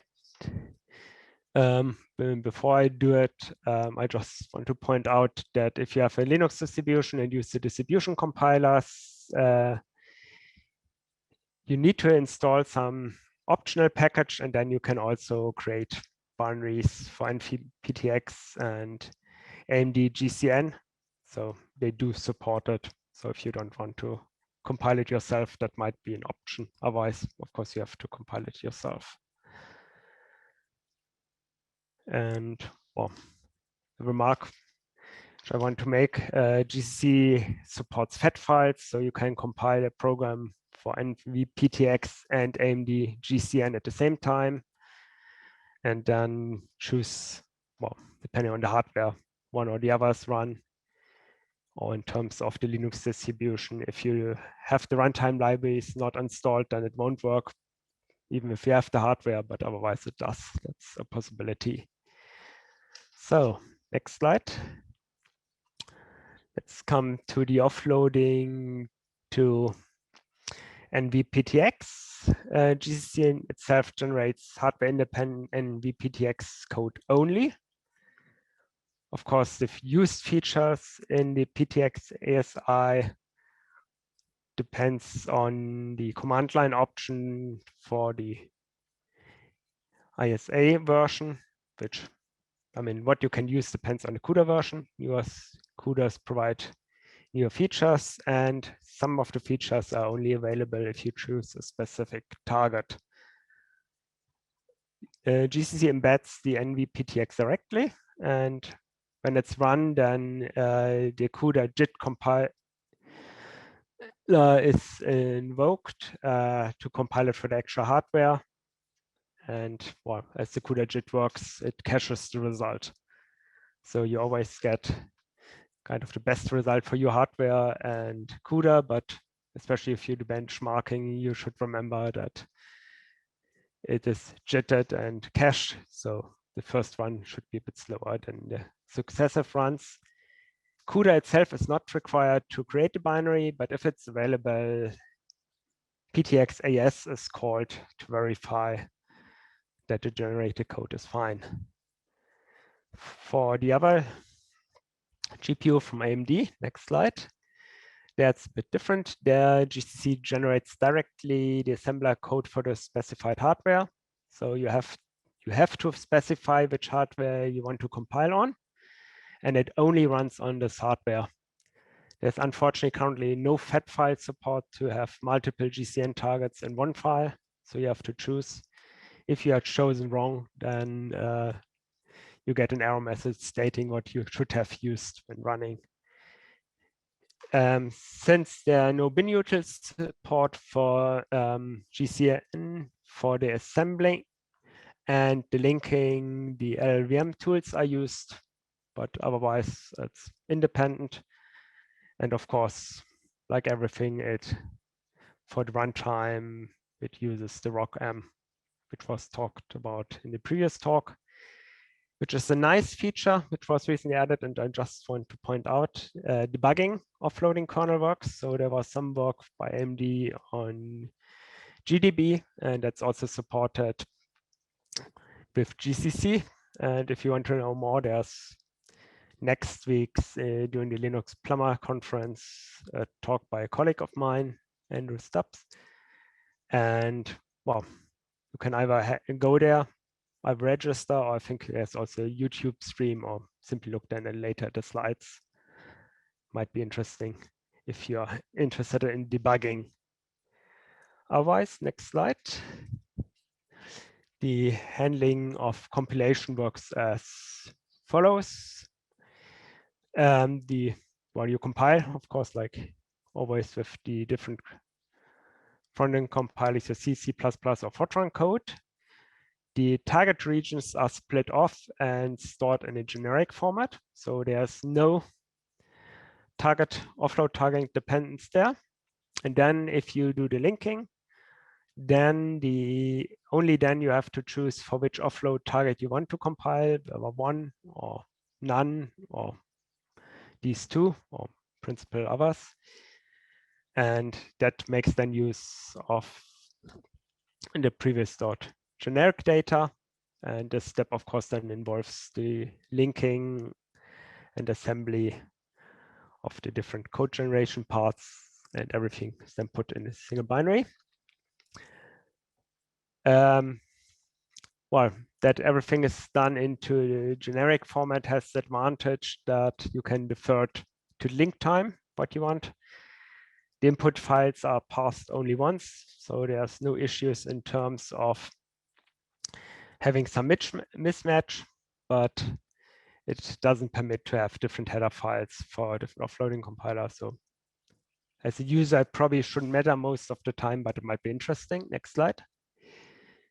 And for running the offloading at the startup, limbcomp, which is responsible both for OpenMP threads, OpenMP offloading, and OpenACC. That loads the plugins for the supported devices, which are, at least in the environment as compiled on the Linux distribution, optional, which are available, and then checks which devices are available. And then once the device is required, for instance, target metadata, the device is initialized, and for NVPTX, the JIT thing is triggered. Next slide. In terms of offloading, all three levels of parallelism are used: teams, threads, and some ID. The latter is mapped to thread work items, and teams in parallel to warps and wavefronts. And the warp size for NVPTX is strictly 32. And the CUDA, well, is launched with the dimension teams, and the blocks is done for the threads and warp size. So the teams create a thread pool of the size. I use thread pool of the size teams. And for GCN, it's similar. The teams match is by default the number of compute units and number of teams. And well, otherwise in a similar way. And as mentioned before, you really want to have a GC12 or OG11 for GCN. Otherwise, there's only one thread per team. Next slide. So yeah, that's a quick overview of how GCC has implemented OpenMP and also some of the background to it. So we're working together to support these two accelerators. There's a lot to be done as Tobias implied, we will be at this for a little while yet. The results are publicly available, so we're happy to make copies of these slides available for anybody who wants to go back and look at some of the details and find the links and things like that. And also, I won't present them here, but we do have, Tobias has provided some tips and tricks at the end of this presentation for those who want to explore offload support in the GCC compiler in more details. I just wanted to mention in closing that there are opportunities to contribute. This is a really big lift, and GCC is a community product. So you can leverage the work that we're doing to further improve GCC. There's obviously platforms that we're not covering. There are features that we have not been able to prioritize yet. And of course, I'm sure there are plenty of issues out there in terms of correctness and performance issues that haven't been identified yet. So we, both ORNL and Siemens, are happy to coordinate with you in any of these activities. And there's a variety of different ways that we could do it. And so we're happy to talk to you. We will both be at, I think we'll both be at, I will, at the discussion section at the end of the day, or you can reach us offline. And with that, I think we're open to a question or two before we leave. Yeah, that's fantastic. Thank you, both of you. That was a really interesting talk. Great to hear about Frontier and also the updates to GCC. So the first question, I think, is a quick one from Ron. What about plans for do concurrent for GPU offload in GCC, G4 particularly? Well, nothing explicit for the moment. I mean, I was thinking about it a long time. It was a bit unclear to me what would be the best way to choose when to do it or not. So I assume that there will be some flag at some point which chooses what to do within one file or translation unit, whether it should be, well, threads or offloading or simply only used as hint for vectorization. Great, that's clear, thank you. And then James asks about, with code generation for device offload being deferred to the linking stage, that could become the bottleneck. Are there any simple ways of mitigating that?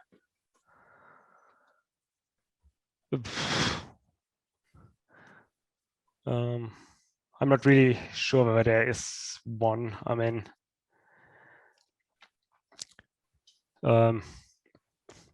mean, sure, it could be that one can use a bit more threads and so on in terms of the compiler, but at the moment, one problem at the end is also with offloading is that one needs to match the host on the host side and on the device side, the functions. So at the end, one needs to have at least some kind of list which matches the two, but probably some other parts could be optimized, but currently not done. Mm-hmm. Yeah, tricky question and tricky solution, I think, with that. So I think in the interest of time, as we're at the 1:30, I think we'll leave it there. Those with any more questions, sorry we didn't get to yours, George, please join David and Tobias in the GatherTown session later. There's plenty of time to answer questions. Thank you to David and Tobias for your great talk. That was fantastic. We're going to go straight on now to Johannes, who's going to give us an update on LLVM. So welcome, Johannes, over to you. Thank you. Can you hear me? Yep. Can you see my screen? We can. Yep. Perfect. Okay, then let's go ahead. So hi everyone, my name is Johannes. I work at ANL, but today I'm here as kind of the OpenMP offload code owner is on the LLVM compiler framework, and I'm going to give you a brief update about LLVM OpenMP. And let's get started. So why would you use LLVM Flang for HPC? And there's a couple of good reasons for it. For starters, it's open. It's an open source project. It's an open community. It allows you to extend OpenMP and your even like C++ support easily, and it is fixable in the sense that if you see a problem, if you find a problem, we can actually fix it ourselves. It's portable across GPUs. So with LLVM 13, we get AMD GPU support for OpenMP offload, for example. portable because CPUs. It has the latest OpenMP, C++, and so on features, and it is eventually complete in those features. And it has like really like cutting edge development. So a lot of like proposed OpenMP features are prototypes in LLVM, some of which are actually accessible, and for some I will actually describe them a little later. Now, obviously, LLVM is performing incorrect, but you can judge it for yourself. So this talk is given by me as the OpenMP offload code owner, but there is a lot of people involved in LLVM OpenMP, and I list a few here, but there's many, many more. We have academia people, like universities and labs and so on and so forth, industry people, power users, all of which do their part to make this all work. So this is by no means anything that I did. It's really just me presenting a state of the union kind of deal. Let's go on. One thing that you might consider useful is our simple profiling support that OpenMP offloading offers since LLVM 12. So when you specify the libom target profile environment variable, you get a JSON file that you can then visualize inside of Chrome or inside of other tools that support the Chrome tracing format. It will provide you with information where you spent your time as part of the OpenMP offloading, with source line information, number of invocations, and so on and so forth.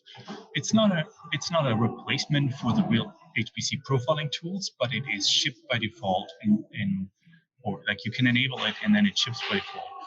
And then it allows you to do some quick profiling, what target regions, what offloading, what data regions cost you what amount of time. So it gives you a quick overview without having to use any heavyweight HPC profiling. Since LLVM 12, we improved a lot our debugging interface. So when you run your first OpenMP offloading program and you forgot to map some memory, you were usually greeted with an error that said that an illegal memory access was encountered. However, since LLVM 12, the error message is a little bit more user-friendly. If you enable -G or -G line tables only, you get the source information in which target region the error occurred. You also get some information about the error as far as we can tell what happened, and some hint towards this libom target info environment variable that you can use to get even more information out of the runtime. So let's take a look. Libom target info is an environment variable that takes a bit field since LLVM 12, and it allows you to do portable and reliable offload debugging. So various things can be emitted, including OpenMP runtime information, what pointers were copied to the device, what pointers were already mapped, and therefore the mapping table was updated, or what is the status of the mapping table, what the plugins do, how were kernels started, and so on and so forth, all of which is available to the user through that bit field. And you should take a look at openmp.llvm.org. We have FAQs there. We have a lot of other information, including about all the different options for libom target info. And one important point is this is available in release mode. So there is no need to build a debugging runtime anymore. You get all the information you need from a release mode runtime. One thing that is going to come in LLVM 14, currently also not in the upstream version, but existing as a prototype, is a virtual GPU. It allows you to offload your GPU code onto the host, but in GPU mode. So we use the same compilation and runtime as we would execute on the device, which is different from the classical host offloading, which actually uses the host OpenMP runtime. So the virtual GPU gives you the compilation and also the execution that you would see on the GPU, but it executes on the host, which allows you to natively use GDB, sanitizers, breakpoints, and so on and so forth. And as you see in the upper right corner here, you can set a breakpoint inside of, or you can follow a segfault inside of your target region as you do on the host. So this is coming. And then One thing that was added in LLVM 12, but since then has been improved quite a bit, is our remote OpenMP offloading support. Basically, you can use GPUs and also CPUs that are remote, so not on your local machine, as if they were local. So for all intents and purposes, from the user point of view, if you ask how many devices do I have, you see all the remote GPUs show up as if they were local GPUs. And while you can do fun things like scale OpenMP onto, in this case, 72 GPUs without any MPI, but you can also use the feature to do local memory mapping, which means you offload into a separate process on your machine. And then in case you missed a memory mapping, it will actually show up as a problem. So you basically do host offloading and into a separate process, and you really can debug your memory mappings that way. All of this is already upstream. The results that I present here are pretty new, and we have to kind of update our upstream for that. Now, one really important thing that probably will impact most people is the OpenMP aware optimizations that were introduced with LLVM 12. So what happens here is that if you run 01 nowadays, or 02 or 03, you will get OpenMP specific optimizations that include host and device optimizations. So LLVM basically knows about the OpenMP API, what certain OpenMP functions mean and what they do, and what effects they might have. And then it performs high-level optimizations that are, like, for example, merging of parallel regions or GPU-specific optimizations with regards to how GPU code is executed, how OpenMP GPU code is executed. Historically, a lot of that was kind of done in Clang based on syntax. So that is where people recommended to you to use these compound pragmas that said like OpenMP target teams distribute parallel for SIMD or something like that, because then Clang could do specific code generation that was better, or Clang did other kind of syntactic analysis to determine what to do and what not to do. All of that is migrated from Clang into the middle end to provide a proper foundation in regards to program analysis. It helps us to reuse this for Flang, and it also helps us to do this in cases where you don't use these compound directives, and we'll get to that in a second. So what is really new in the OpenMP aware optimizations, and that is integrated now into LLVM 13 and further, is SPMDization and shared memory usage. So if you take a look at this example for a second, it basically starts a couple of teams on your device, and then it allocates some scratchpad memory for your team, and then it executes some sequential code that only the main thread in a team is executing, and then it starts all the threads in your team and uses the scratchpad to do something in parallel on your device. Historically, this actually had really poor performance with LLVM Clang because it had to go into this generic execution mode, which generally is fairly slow. And having this team local memory was also a real problem with LLVM Clang before 13. What happens now is we actually execute the code on the right. So if you type the code on the upper left corner, what will execute in your in LLVM 13 and further is the code on the lower right. So as you see, the parallel was moved to the outermost level. So we start all the threads early on, and then we mask the code that has to be executed by the team main thread only. We also have this allocation directive. So shared memory is used for the scratchpads, so you don't have to allocate it on shared memory yourself. This is basically _ shared in CUDA, so that happens automatically for you. You don't have to use the combine pragmas anymore, because SPMDization will give you CUDA-like execution automatically. And then synchronization and guarding and everything that is required for this will also happen. So let's take a look at performance, which is something that people might be interested.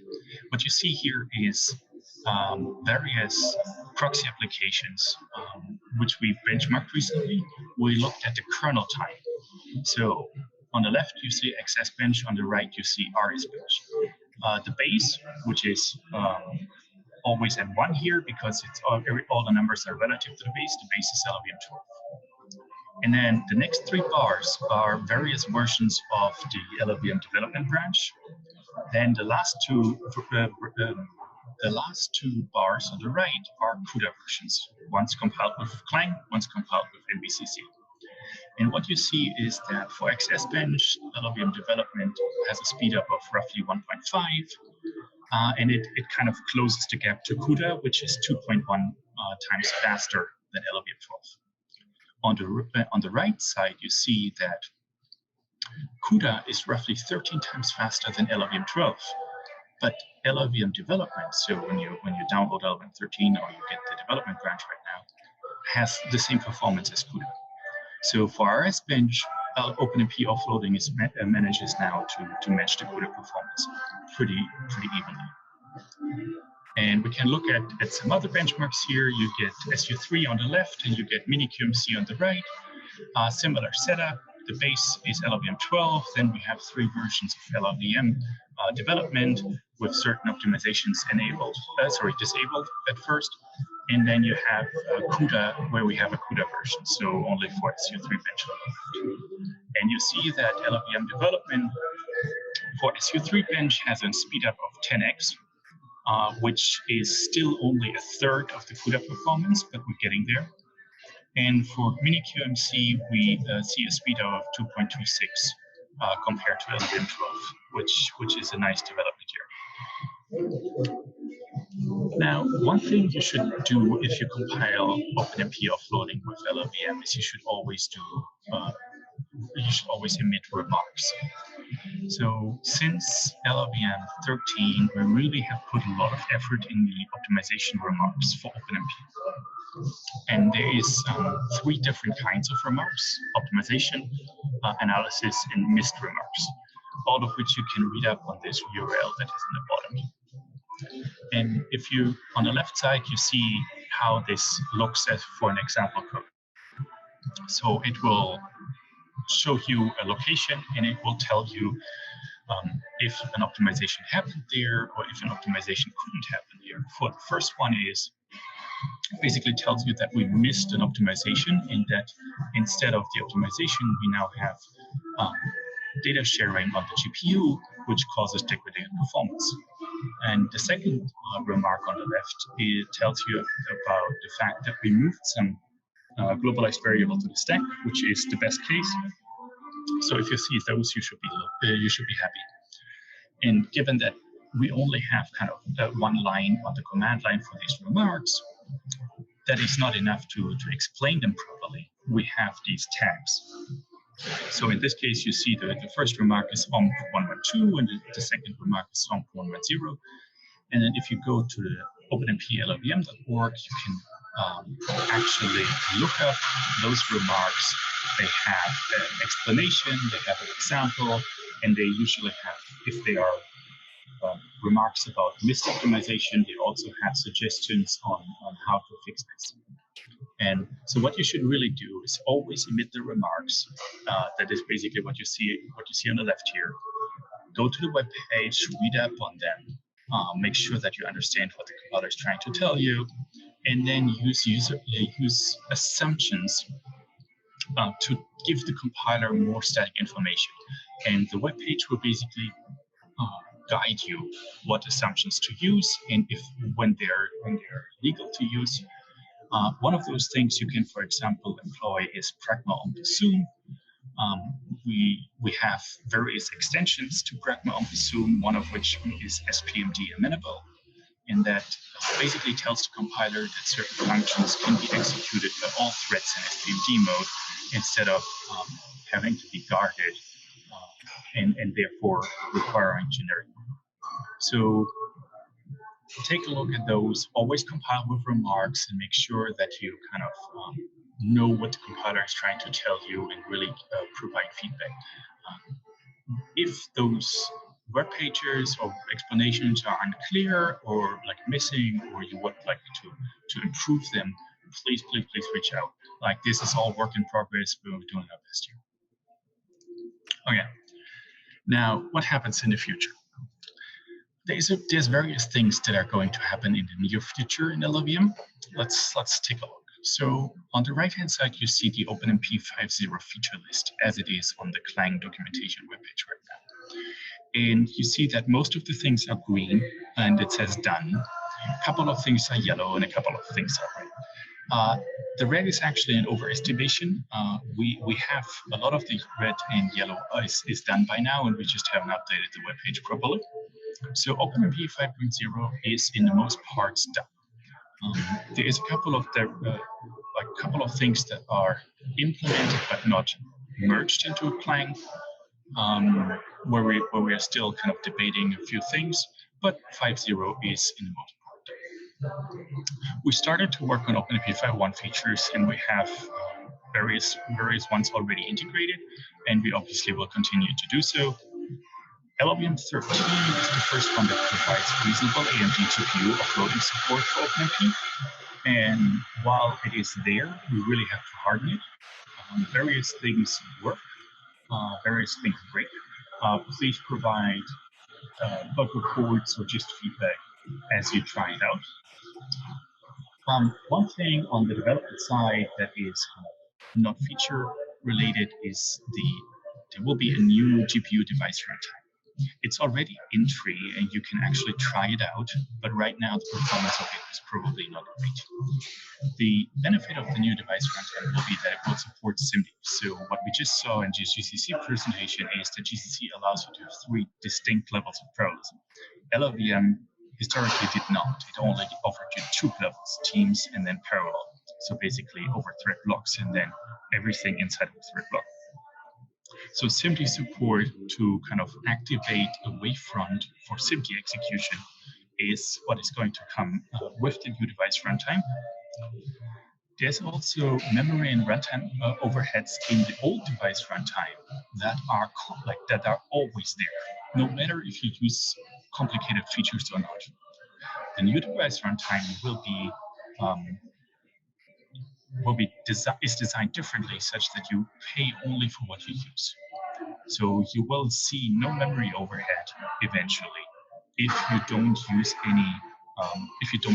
any state in the runtime. So if you don't set any ICVs, you will not see any memory overhead at all. There will be better diagnostics. You will be able to do assertions and so on and so forth. We're still working on these parts. After, in addition, we are currently looking at proper linking support, which has been a long, outstanding pain point for a lot of people. The static, linking of static libraries is being worked on for a while, but we really want to put the linking for device code on good foundations. So we're looking into that. One thing that will happen as part of this development is we will actually allow link time optimizations for offloading. So both NVIDIA and AMD GPU. Then currently we have a prototype of a just-in-time compilation for OpenMP offloading, so that it doesn't matter if you go to AMD GPU or NVIDIA GPU, you can actually just-in-time compile your device code with runtime information embedded into it. We're still playing around with that, and we only have very early results, but that is coming very soon. And obviously, there's many more cool things, and we will be happy if people get involved to kind of help us add more things, or just kind of try out what we're building.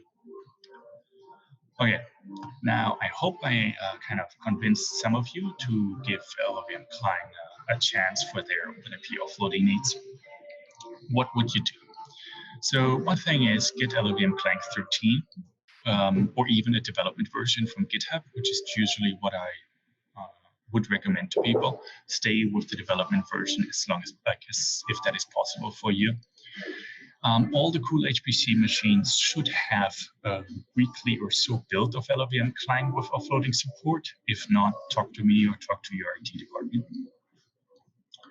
Then you can use Clang or Clang++ to do offloading to NVPTX and AMD GCN by now.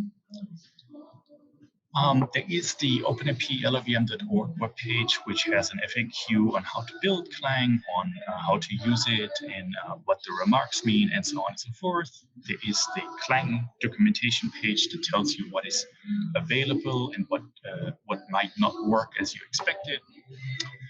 There is an LLVM GPU newsletter, which you can subscribe to. RSS is still a thing.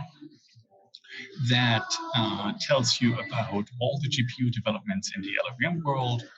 That includes HIP, SQL, and CUDA, but also OpenMP offloading. And we'll put a lot of, we basically put every 2 weeks all the new developments in there. So if you just kind of want to be informed, but not really spammed by all the ongoing development and emails, this is great for you. And then if there's something you want to talk about, please join us for our weekly meetings, report bugs, request features, ask questions. We have a mailing list. We have these weekly meetings Wednesday mornings that everyone is welcome in. And it is really important that people reach out because we can only improve what we know is problematic. Okay, so this was it for my talk. Yeah. I think a little bit of time for questions, so please feel free to ask me anything. Thank you very much, Johannes. That was brilliant, really interesting. I'll give some attendees some time to type some questions in. So as they're doing that, I will ask a question. How much experience do you have on the performance of the OpenMP offload for AMD GPUs? That seems to be a newer addition than the support for NVIDIA. Yeah, we don't actually have. I don't have good numbers for the performance. One main problem is that LLVM OpenMP offload performance critically hinges on this OpenMP optimization path that I mentioned. And for AMD offload, that until now is more or less incompatible. So you actually have to disable the optimizations to do AMD offload, really. And that causes you to lose out on performance for sure. So once we know what the problem is and we're about to upstream a fix for it, and then we can start to look at performance. The only numbers that I have that were the XS bench kernel times.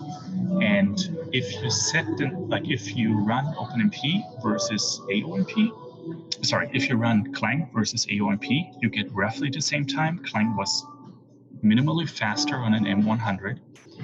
And if you set the number of threads, the number of teams to 128 for Clang, you get twice the performance of AOMP.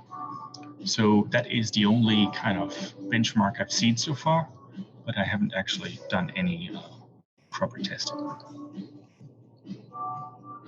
That's great. Thanks for speaking to that.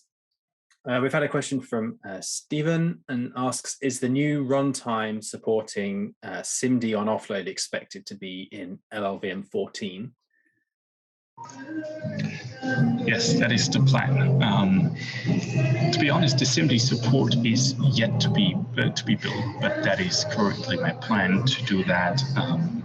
And we should make LLVM 14, which is out, which still has a long time until it branches off. So we just haven't actually released 13 yet.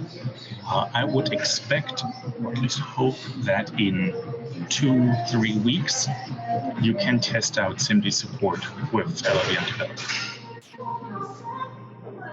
That's great. Thanks, thanks, Johannes.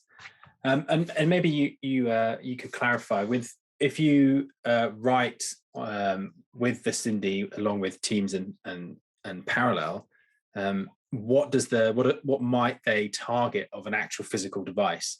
How does LLVM map it from OpenMP world into device world? I mean, if you choose to use the SIMD explicitly, which will not be kind of, you will basically get what GCC does. So teams will map to thread blocks or CTAs, and OpenMP threads will map to kind of one or multiple, no, one warp or maybe a part of a warp, and then SIMD will activate the threads of the warp or like the subwarp. That's so far the plan. Right, and then if you don't use the SIMD, I guess you use the full width of the subwarps or whatever with just threads. The mapping changes. Yes, if you right now, if you use threads, each lane in your warp is basically a thread. If you use then SIMD, and let's say you say SIMD width is 32, then a thread will be kind of one warp, and then and then once SIMD becomes active, like you have a SIMD loop, you will activate the other lanes in your warp to do the SIMD execution. Plan is to support smaller SIMD widths as well. So let's say you do SIMD width 8, then a warp of 32 threads, 32 lanes will actually have 4 threads, and each thread can do SIMD up to 8, if that makes some sense. Though again, all of which is still under construction, and we'll see how well that pans out. Yeah, that's brilliant. So I think we're pretty much out of time. There's no more questions. Thank you very much, Johannes, for your talk. It was really interesting. Lots of active development in LLVM in terms of what you're supporting and providing information to application developers in what is happening when they give you their code to compile. So yeah, the website with the documentation is definitely worth checking out, and obviously we'll share these slides so you can find those on Johannes's slides on the OpenMPCon website when they come up. So our next talk is from Jeff Larkin. Jeff's from NVIDIA. I'm really looking forward to this talk, Jeff. If you're able to start sharing your screen. All right, can you hear me okay? Yep, you sound great. And the slides are there, perfect. Over to you. Thanks, Jeff. And you're seeing the slide view and not the presenter view, correct? Correct, yeah. Awesome. Okay. So I'm Jeff Larkin. I work as an HPC architect in the HPC software team. And I'll tell you a bit about how we support OpenMP in our HPC software. Now, first, let me just give you an idea of what's included in our HPC software so you can see how everything fits together. We have a product we call the HPC SDK that we began shipping about mid-year last year.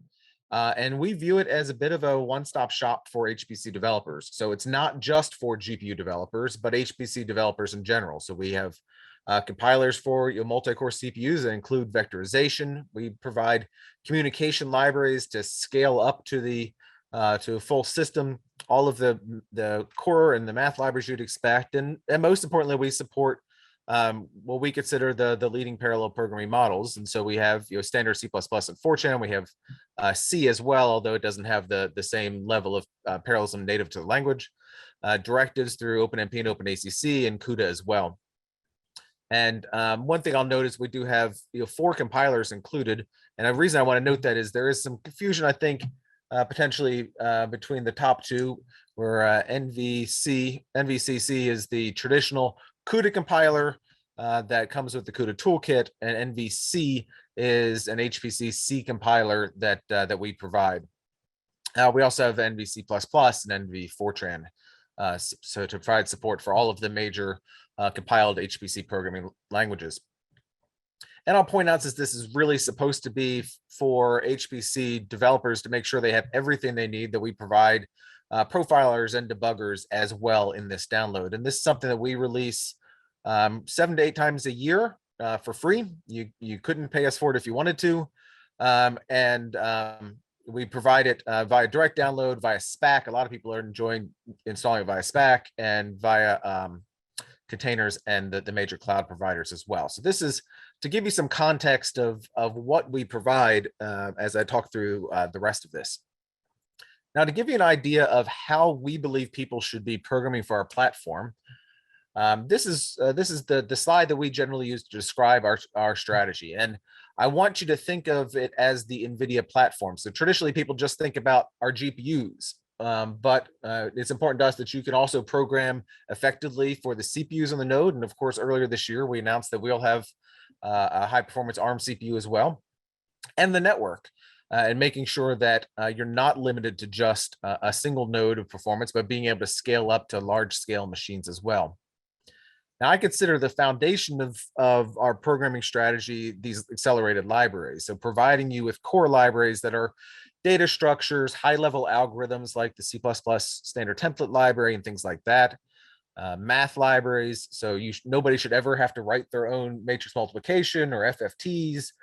We provide the core math libraries that you need, and we, of course, optimize them to our platform for you. And communication libraries, data analytics, AI, and quantum are higher level abstractions that we also provide. And we use this as the foundation to build these higher level strategies off of. So up top are the 3 strategies that we promote to writing to our platform. And this one on the far left is where we really are you're trying to drive developers. Working with the standard languages and the parallel features that are in them as your starting point. And so here I show C++ using some standard language features. Here's the standard transform using passing in a parallel executor, and now parallel execution policy. And now here's a Saxby that can now be built and run in parallel, whether it's on a CPU or a GPU or whatever your device is. Similarly, there are features within Fortran. Here I'm only showing one of them, which is the do concurrent loop, where I can represent here again the same Saxby, but instructing the compiler that, hey, the iterations of this loop can be run in any order, including concurrently. And although it's less relevant to this talk specifically, we have the same vision for Python as well, where NumPy and Pandas are 2 packages that are so core to so many applications that we've worked at developing a similar capability through this Leagate package. So our hope is that developers will begin using this as the starting point, because ISO languages are generally the best level of portability that you can get. They're supported by essentially every compiler, and every major vendor participates in these standards, but also enables you to write your program such that they're parallel first. So rather than writing a serial loop and then thinking later about how to parallelize it, I'm expressing right up front that it's potentially a parallel application. And this is important to view this as your baseline, because now it raises the bar so that we're no longer comparing parallel code to serial code, but we're comparing parallel code on one platform to parallel codes on another platform. Now, of course, this has been a long evolution. We've been heavily investing in these languages for the past decade, and it's only been really within the past handful of years, past 2 or 3 years, that we've really begun to see that we can reap the fruits of those investments. Now, on the far opposite end is what we call platform specialization. So obviously, if you're representing things at a very high level, portable way, that the one trade-off that often comes with that is performance. And if absolute best performance on a given platform is your goal, then you're going to need to specialize to that platform. And so CUDA is the place where we do that.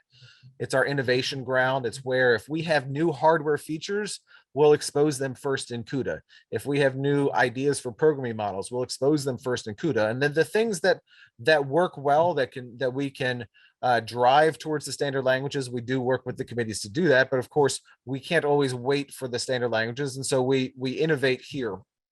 We don't see platform specialization going away, but we do hope that more code will be written first using standard parallelism, and then only key performance critical parts will need to be specialized. Now, there is a gap today between these 2 approaches. not all things can be represented in the standard languages, and we don't think you should have to jump all the way over to something like CUDA in order to represent those algorithms. And so we view directives as a middle ground. They're a way that you can continue to fill the gaps that are not there yet in the standard languages, and enable you to add incremental optimizations, and generally, directives we focus on more legacy applications. So we're definitely committed to continuing to support and develop these directive-based approaches, but we are constantly trying to push as hard on this leftmost box in hopes that one day the need for directives will shrink dramatically.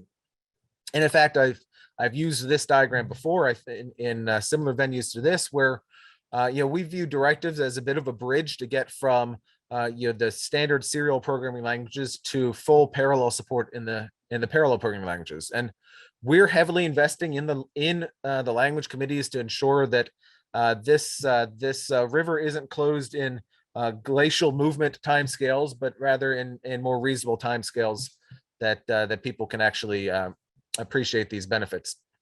Obviously, today directives are still necessary, but we are constantly trying to push these parallel languages to fill the gaps for themselves. Now, to support this, I mentioned in the earlier slide that we have a complete set of compilers. Some of the important features of our compilers are that we do obviously want to support our own GPUs in them, and so we provide support quickly for the latest GPUs as they come out, and we always learn the best practices in our platform and try to implement them in our compilers. And that enables us in many cases to detect cases for automatic acceleration. So if you're using high-level math intrinsics, we may be able to automatically accelerate that for you. And we've broadened that support. And as I mentioned, the do concurrent as an example of that, where this is a loop that we know can be run concurrently. And so we actually do accelerate that on the GPUs when that's available. We provide support for all of the major parallel programming models. So here I'm showing we have Fortran and C++, CUDA, OpenACC, and OpenMP, and we provide support for all of those in our compilers. And it's not just a GPU compiler, but also works well on multi-core CPUs, including vectorizing. And it's available on the major platforms, x86, ARM, and Power. Now, since you're at this conference, I'm sure you want to know how to use OpenMP from our compilers. And so here's a very brief guide. OpenMP is not turned on by default, and so you would turn it on with a -mp flag. And by default, using just that flag, you would get just support for multi-core CPUs. If you want to turn on offloading to GPUs, it takes an additional option there of MP equals GPU. Once you enable GPU offloading, we do have a variety of options that you can set using the -GPU flag. For instance, I know I want to build for this generation GPU, or I want to enable support for unified memory. Those are features that are available in this -GPU flag. I'll call out our compiler diagnostics. Johannes was showing the diagnostics printed by Clang, and we similarly have some diagnostics to provide you of. We encountered this loop, and here is how we parallelized it for the GPU or for the CPU, or here's why we didn't parallelize it. We found this blocker, so that you can go and learn from that, and that can be used both for debugging and for optimizing. It's a really great feature. And when you get to kind of a runtime debugging phase, one feature we have is this environment variable you can set, and I think it was Johannes, but perhaps it was Tobias who showed a similar thing in their compiler as well, where you can set this environment variable and see, okay, here's where kernel launches are going, or here's where data transfers are happening, and so you can debug it this way. So these are kind of the most core things, and the last one I didn't put up here is the -help flag. So if you get confused with what some of these sub options are, you can say -help -GPU, and it'll give you the full set of options there. So in terms of the execution model, I think it's probably everyone on the call here is aware of that OMP target is what you would use to begin offloading. OMP teams is really important on our GPUs because you need lots of scalable parallelism. And in our compiler, if you use OMP teams, that maps to the thread blocks on a CUDA grid, or if you're on the CPU, it will by default use num teams 1. which would have it, of course, behaving very similar to an OMP parallel on the CPU. On the GPU, OMP parallel is the threads within the thread block, and the threads on the CPU on a CPU, and then OMD SIMD. On the GPU, we treat it as a SIMD length 1, and on the CPU, we use it as a hint for vectorization. So in terms of some of the best practices, and each of these has their own slides, so I'll only leave this up here briefly, is of course use teams and distribute to get as much parallelism out there as possible. I have found in general, collapsing is almost always a win. There are exceptions, but almost always it's been a win for me to collapse loops fairly aggressively. Explicitly managing your data using the target data directive, use accelerated libraries as possible. It's pretty much free performance since we optimize it for you. Use tasking and asynchronous behavior to make sure that the full system is utilized.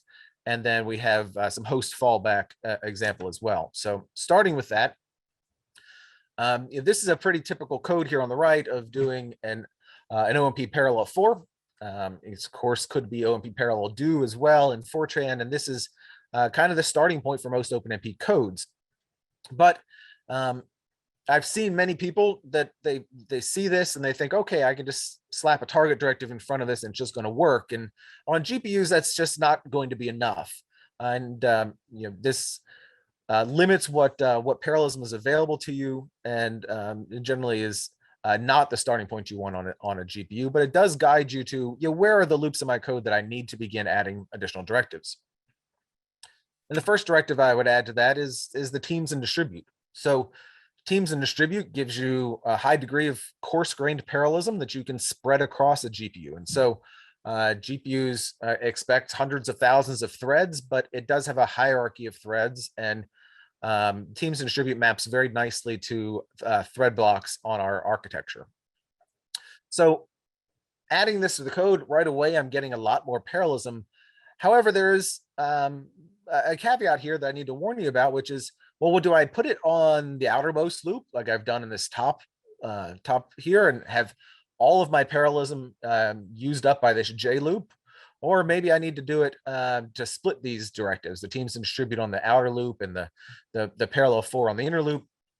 And which of these is correct? And both is correct, and either one could provide performance depending on your problem and on the machine you're building for. And so that leads me to that next bit of guidance I had, which is, in my experience porting codes, the vast majority of the time, collapsing these loops together is the right choice.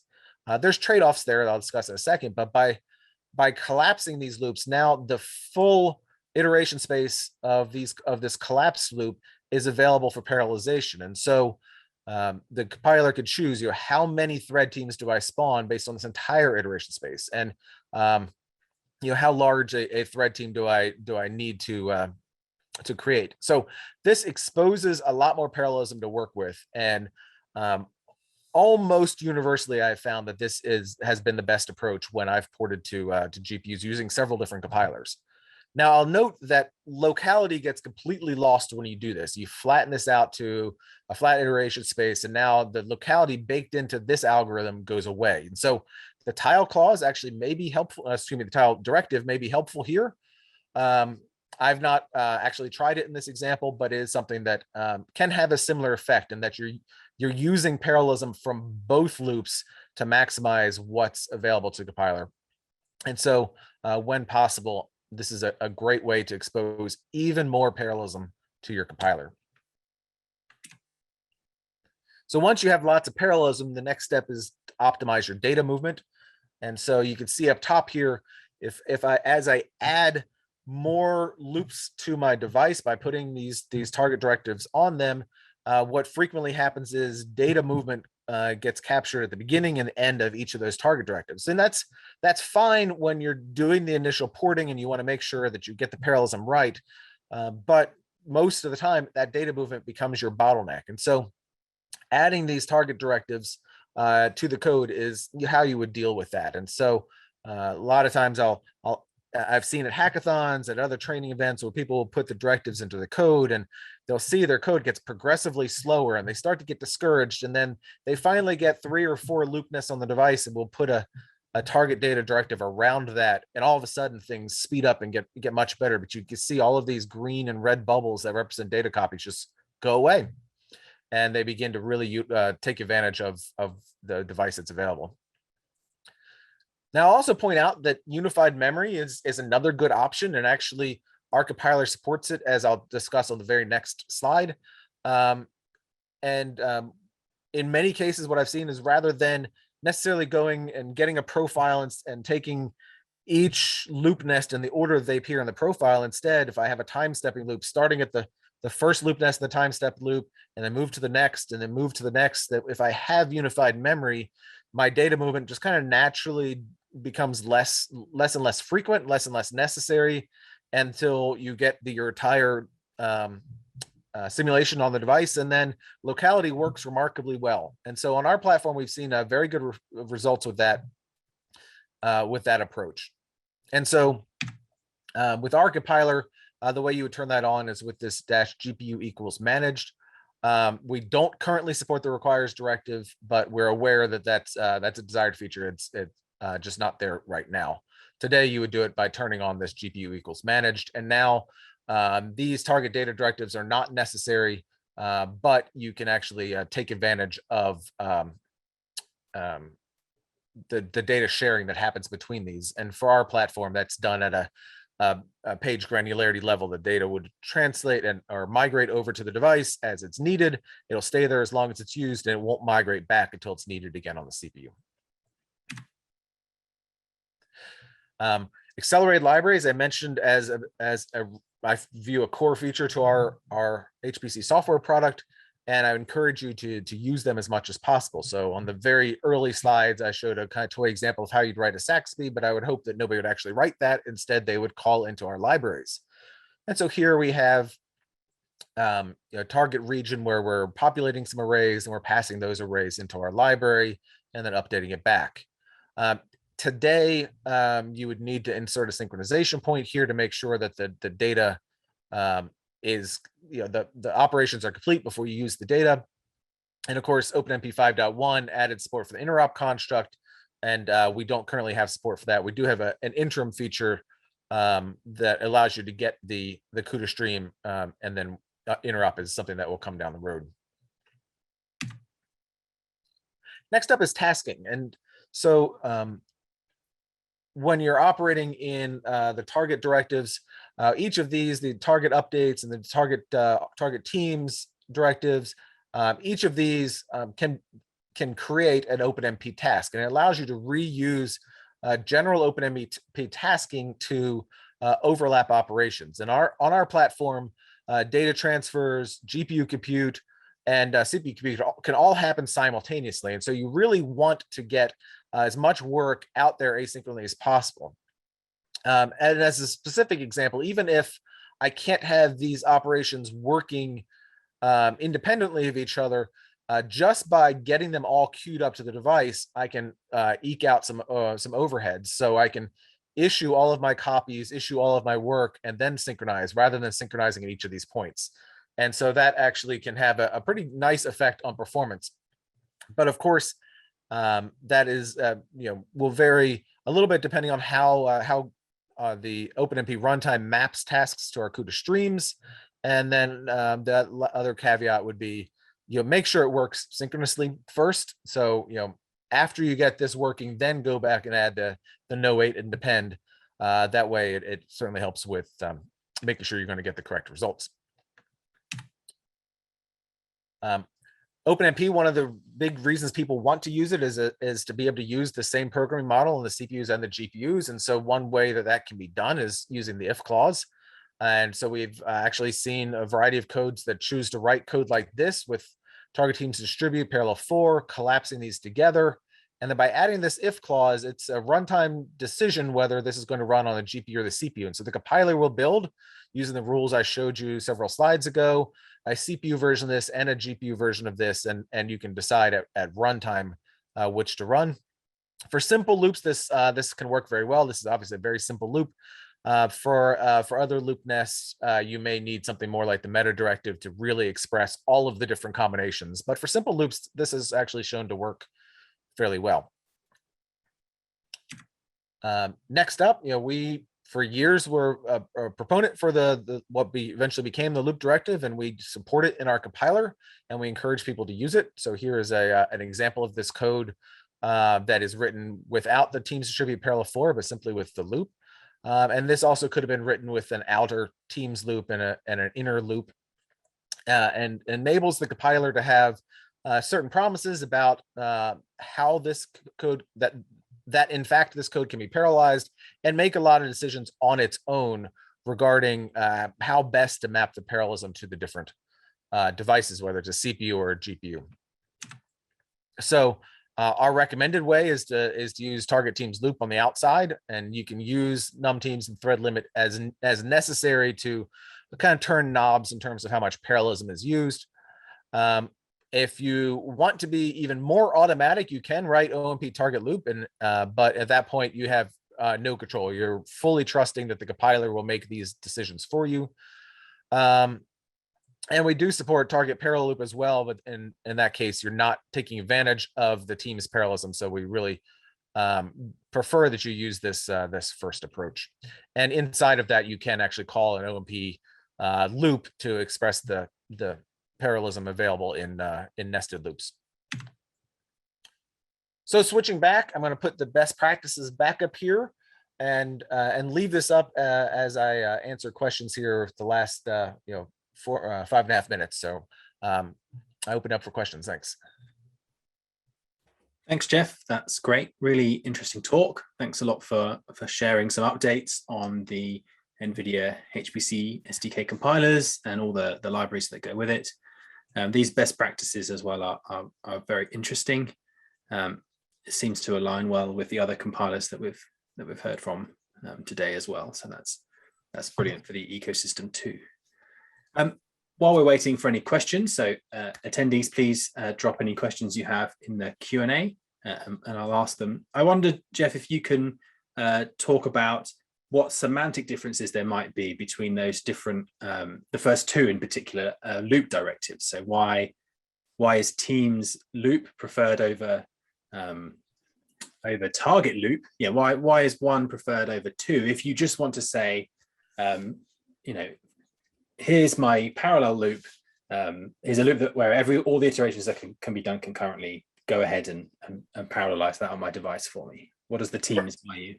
Sure. So the first approach, you as the programmer declaring, okay, yeah, I know I want to generate some Teams parallelism here, and it gives you some ability to tweak and take a little bit of control. And what we've actually found is, compilers tend to do a pretty good job, but sometimes a tweak to the thread limit or a tweak to the number of teams can give you that 10 or 15% that you need to eke out the last little bit of performance. And so that little bit of control there actually has proven beneficial in several codes.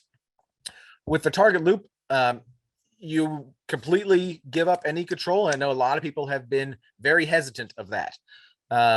The benefit of this is that we're far less bounded by the rules of OpenMP parallelism. So we offload and we follow the data model, but we can make a lot more decisions about potentially automatically tiling loops or varying the dimensions and things like that. And so, the fully automatic, it gives the compiler a little more leeway, but you have to be willing to give up that bit of control that you would have in adjusting some of these thread limits.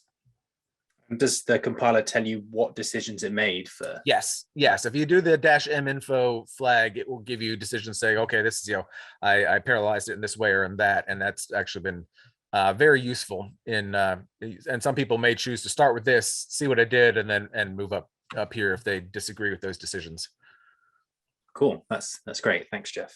So we have a question from Ron, and they ask that if you write a target Teams OpenMP directive, what does it do on the host? Will it be parallel on the CPU as well, or will the performance be perhaps different to just writing a parallel loop as before? If you write OMP Teams when it runs on the host, it'll set num teams 1 and then use the whatever number of threads you've set or has been selected. So that's what we would have happen on the CPU. Yeah, and what about the target bit? What happened? What does the compiler do with the target when you are running on the CPU? So it would behave like a target if false, and it would do a host fallback to the CPU, and then choose to run as a typical parallel loop. Okay, that's cool. So it still does the tasking bit that the target directive specifies it should happen, but just yeah, I believe you'd still get the kind of the target bit and the data environment, but it would fall back as it does with the if clause. Yeah, as much of a no op as is allowed. Yeah, right. As close as we can get to a no op. That's cool. Thanks, Jeff. Next question from Zimin says, on a SIMT GPU, SIMD is mapped to a SIMT thread, and on SIMD hardware, SIMD is done by the compiler generating SIMD instructions. Is that how you're seeing this as well? Right. So we do a SIMD length of 1. So there's each thread has a single vector lane, so it maps to a single CPU CUDA thread. On the CPU, we use SIMD as a hint for generating the vector instructions, whether it's AVX or Neon or whatever. Cool, thanks. A couple more questions I think we've got time for. So there's a question from Kent. Who says, with async, is it always necessary to have host data in pin memory? So that's actually, Kent, a really good question, and I kind of jumped right over that on this slide. I have actually seen examples where if I explicitly put things in pinned memory or registered memory with CUDA, that I would get better performance. If those arrays are not explicitly pinned, we have internal buffers, and it will have to do a transfer to the internal buffer that's pinned and then transfer up. And so there is a little bit of an added overhead there for the asynchronous operations.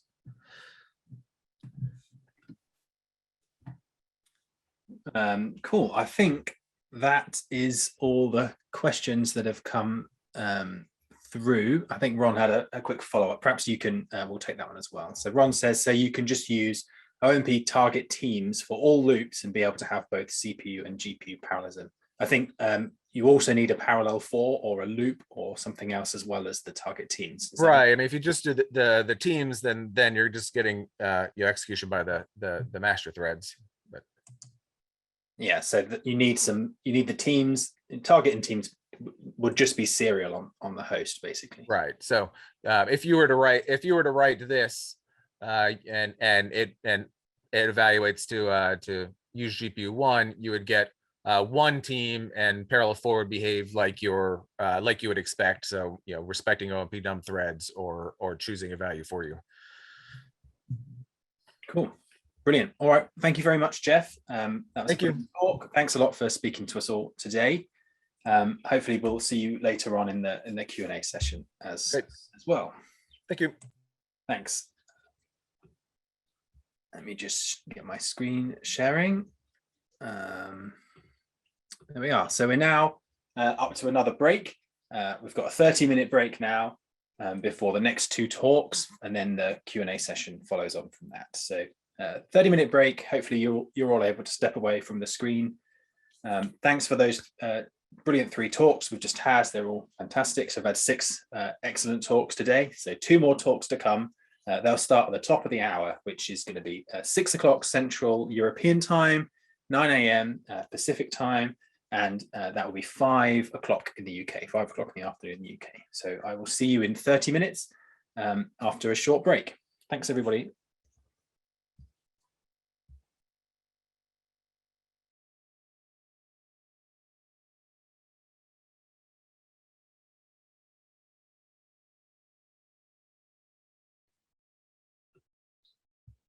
Okay, if you're there, Deepak, it'd be good if you could start getting your screen sharing working, please.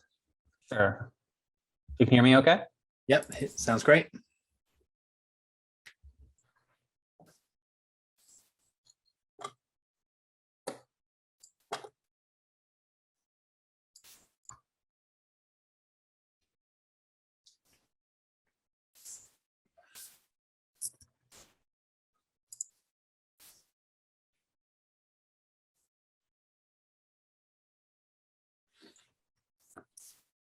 Yeah, that looks great. Okay, so I make it the top of the hour now. So welcome back, everybody. 2 more talks left for the day today, followed by a group Q&A session over in Gathertown. Really pleased to introduce the next speaker for this session. So that's Deepak from Hewlett Packard Enterprise. Really keen on hearing what you have to say to update us all about the HPE Cray compiler. So over to you. Thanks, Tom. Yeah, so I'm on Deepak Ichapati. I'm from the CC OpenMP team. And I'm going to today give a brief overview of the Cray compiling environment, or CCE, and then go into the current status for our OpenMP implementation, which I think people would be interested in. And then I'll talk a little bit about some implementation specifics. So CCE is part of a larger programming environment, the HPE Cray programming environment, which is an integrated software suite that really combines a number of different tools that are designed to increase productivity, scalability, and performance. So that includes, again, CCE, the compiler. It also includes various performance measurement analysis tools, debugging support tools, optimized scientific and math libraries, our message passing toolkit, which includes Cray MPI and Cray SHMEM, and then also various tools for setting up the environment and supporting the compilers. So for CCE, there's the Fortran C and C++ compilers. It has integrated parallel programming support, so that includes, of course, OpenMP, but also OpenACC for our Fortran compiler still is supported. And then also PGAS languages like UPC extensions in our C compiler and the co-arrays, which are part of the Fortran standard. We also support that. So we support running parallel Fortran codes using co-arrays as well. Historically, we focused a lot on optimizations in CCE. So we have some fairly sophisticated optimizations for, in addition to scalar optimizations, also automatic vectorization and automatic threading optimizations. So some of these optimizations, like the vectorization and threading, are more mature in our Fortran compiler. We've more recently, for C and C++, switched over to Clang. So we're working on integrating those optimizations as well into our Clang compiler. But at present, I would say that some of like the automatic vectorization and threading, that's more prevalent and more mature within our Fortran compiler. We also includes HPC optimized runtime libraries like our OpenMP runtimes, and also various other supporting utilities as well. So CCE is it's a technology that's being developed over many decades. There's been a shift over this time from focusing on custom Cray architectures to, in present day, high performance versions of commodity CPUs and GPUs. Other trends that are of note here is that HPC applications are increasingly focused on C++. And so this motivated our shift a few years ago to using Clang, which is a very strong C and C++ compiler support and is very good at keeping up with the latest language features there. And additionally, we also continue to support Fortran. It's very important. There's a lot of key customer segments are still heavily invested in that. I think David earlier today, he gave a talk showing that a lot of applications are still using Fortran, so that's still really important. Offloading support is something we've had in CC for a while. So we support offloading to both AMD and NVIDIA GPUs through OpenMP directives. I mentioned OpenACC support for Fortran, and then also we've support HIP through our Clang compiler as well for AMD GPUs.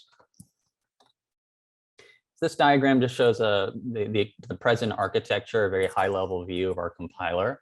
And what I just wanted to highlight here are the different components, distinguishing the parts that are sort of in-house proprietary components and the parts that we are leveraging from third parties with some enhancements that we've added as well. So if we look at this diagram here, we see that our Fortran compiler is pretty much using proprietary components. It supports the latest Fortran standard, including that's Fortran 2018, including the latest co-array features in that standard. It has goes through our Cray optimizer.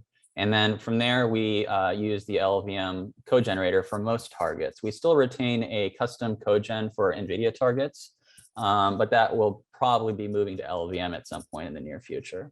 For C and C++, we're using Clang, a somewhat enhanced version of Clang with some Cray-specific add-ons to it. But it's intended to work basically as a drop-in replacement for Clang. So any applications that are relying on the Clang compiler, you could use CCE with the flag f no Cray if you wanted to turn off all the Cray enhancements and just recover the essentially the same behavior as the Clang upstream compiler.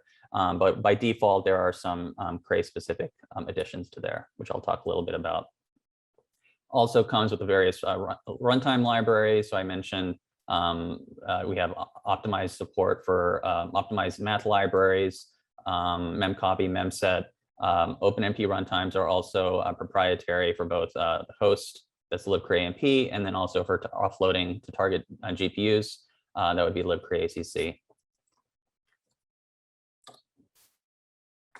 So with our Clang LLVM approach, again, we switched to Clang a couple years ago, maybe 3 years ago. And the reasons for that was obviously their Clang is very good at quickly adopting the new language standards. It had much faster compilation time, particularly for C++ codes, has very strong diagnostic messaging. It uses industry standard compiler flags, so people are familiar with that, and also delivers pretty good performance as well. So we thought it made sense for us to move to Clang. In doing so, we're collaborating with the LLVM community, and we're very invested in the LLVM project being successful. And so we've been working on the LLVM compiler, and then we've also enhanced our version of Clang as well to add extra value to our customers. So some of the additions, so we've added a loop mark feature, which we've had in CCE for a long time. We added that into CCE Clang. This adds some of the same capabilities that Johannes was mentioning is available with the remark feature that's being added to Clang. It allows you on a loop basis to see what optimizations are being performed, whether it's being vectorizations or various OpenMP parallelization for those loop. It'll give you that information, as well as how we would go about loops that we offload to a GPU and how we would partition those loops. There's also an option for emitting decompilation. So that's somewhat higher level of abstraction compared to just emitting LLVM IR, but that makes it a little easier for people to see what the compiler is doing if they're interested to understanding how things are getting transformed. We added to our Clang compiler support for UPC. That's a PGAS language extension for C. And then we also have some additional support for Cray pragmas that we've added into our Cray version, or our Cray version of Clang. And then there's also various other performance enhancements. So we're using our own OpenMP runtime that we use. And then we also have our own separate path for how we generate target offload regions in Clang. That's separate from how Upstream does it. And we have our own, as I mentioned earlier, proprietary optimized math libraries and other various optimizations. And there's also integration within CCE for our performance tools, and as well as the Cray parallelization assistant tool, Reveal. So there's support for that as well in Clang. So this is just showing some of the common flags. I won't spend too much time on this. I just wanted to make note that for Fortran, we default to an O2, which is moderate optimization. For our C and C++ compiler, we default now to O0, which is no optimization, which is consistent with what the upstream compiler does.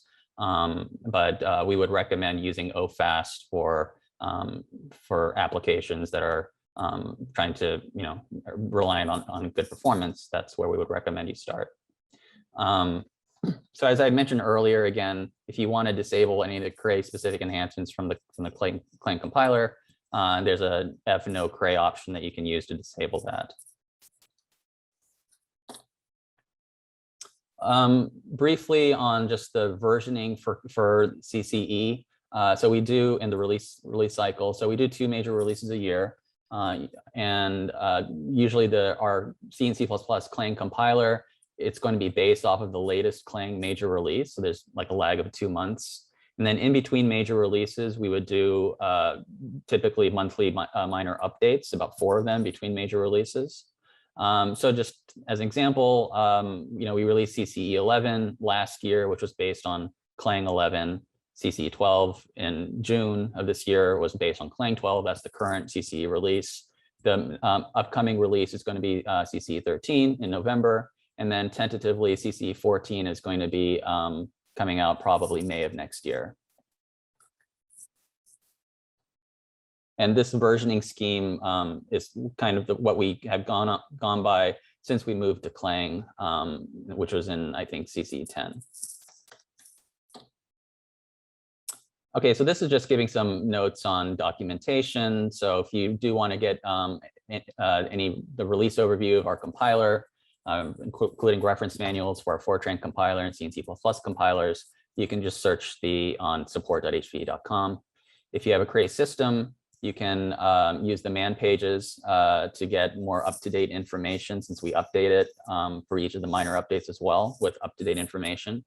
And these notes will include, for a given OpenMP version that we support, it'll provide extra information about like implementation defined behaviors. It'll also say, if there's any limitations, it'll spell those out very clearly in the notes, so people are aware of those.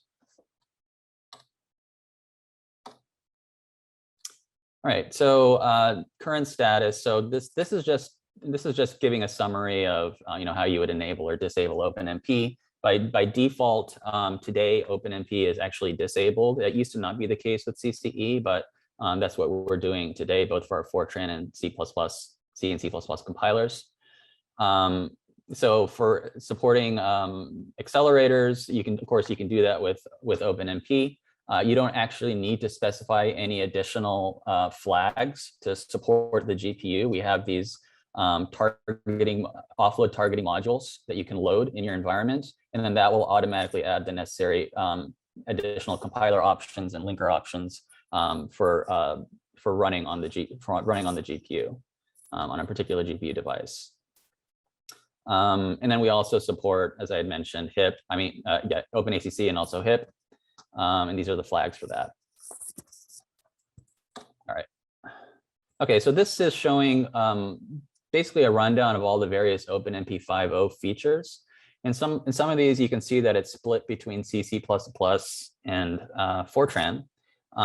So, from what you can see here, OpenMP 5 was a major addition to the OpenMP specification. There were a lot of new features, and so what we did is we basically rolled out these features over multiple installments. We started releasing 5.0 features in CCE 10, which was May of last year. And you can see each of these columns. So what were the features that we added in each of these releases? This corresponds again to the information we include in the release notes of each of these compiler releases. So right now we're at CCE 12, and upcoming features that we're aiming to complete for CCE 13 is shown in the very last column here, and that would complete our OpenMP 5 implementation support, OpenMP 5 support. So just to run through some of these that we've yet to complete, just so you're aware of it. So task reductions for Fortran compiler, that's something we need to complete. Non-rectangular loop collapse, mapper support, dep obj construct for Fortran, as well as the default map clause for Fortran. Declare variant and meta directives for our C++ compiler are still, there's some work that we're intending to do there for CC 13. The uses allocators clause for the target construct, task loop cancellation, better support for concurrent mapping, the scan construct for Fortran, iterators for Fortran, and the if clause for SIMD construct, which would be a relatively minor feature. There's also some other small clarifications and minor features for 5.1 that we might get into CC 13, and if not in the major release CC 13, that we might add those in a minor release that follows. So we might get some early preview of some 5.1 features as well in CC 13.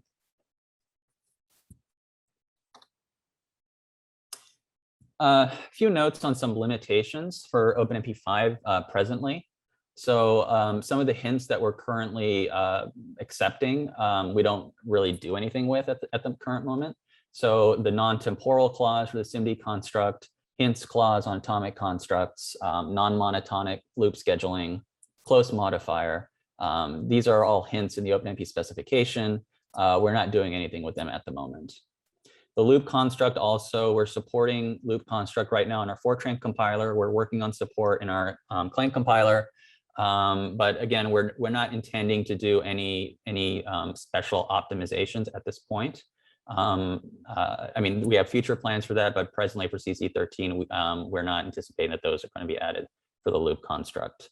I will add, though, that for both loop construct and also the next item, order concurrent, which we're also not doing any special optimization for, because CCE does have very strong automatic vectorization and auto threading. We're able to do a lot of optimization just through our analysis that we don't necessarily need to specify with the loop and the order concurrent to take advantage of. So we do try to, using our vectorization analysis, try to optimize these loops as much as possible. Pause resource, that was also something added in 5.0. We do use that to relinquish some resources relating to our target offloading and memory and GPU memory that's allocated on the GPU. There's other areas where we think we can take advantage of that we aren't presently taking advantage of. For the requires directive, so there's a number of clauses there which we aren't currently supporting. So the dynamic allocators feature, the reverse offload feature, unified shared memory feature. These we are currently going to produce compiler errors if those are specified, indicating that we don't support them at the current moment. Okay, so we can go through some implementation specifics here.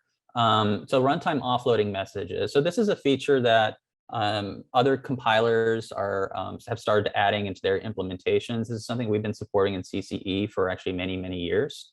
And so Cray ACC debug, it takes a verbosity level 1, 2, or 3, gives you varying levels of information about the target regions, or for OpenACC, also for the ACC parallel regions.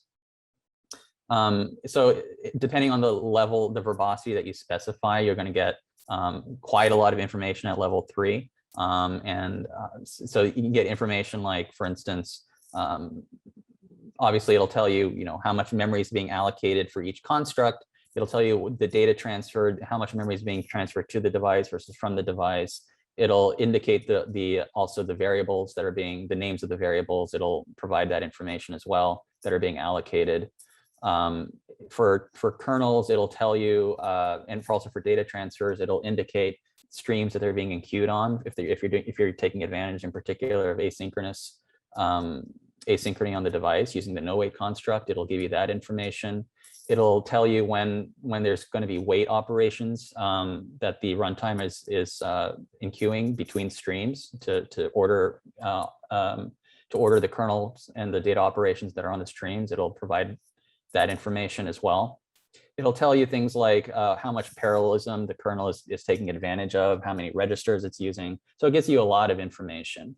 So that's runtime offload messaging.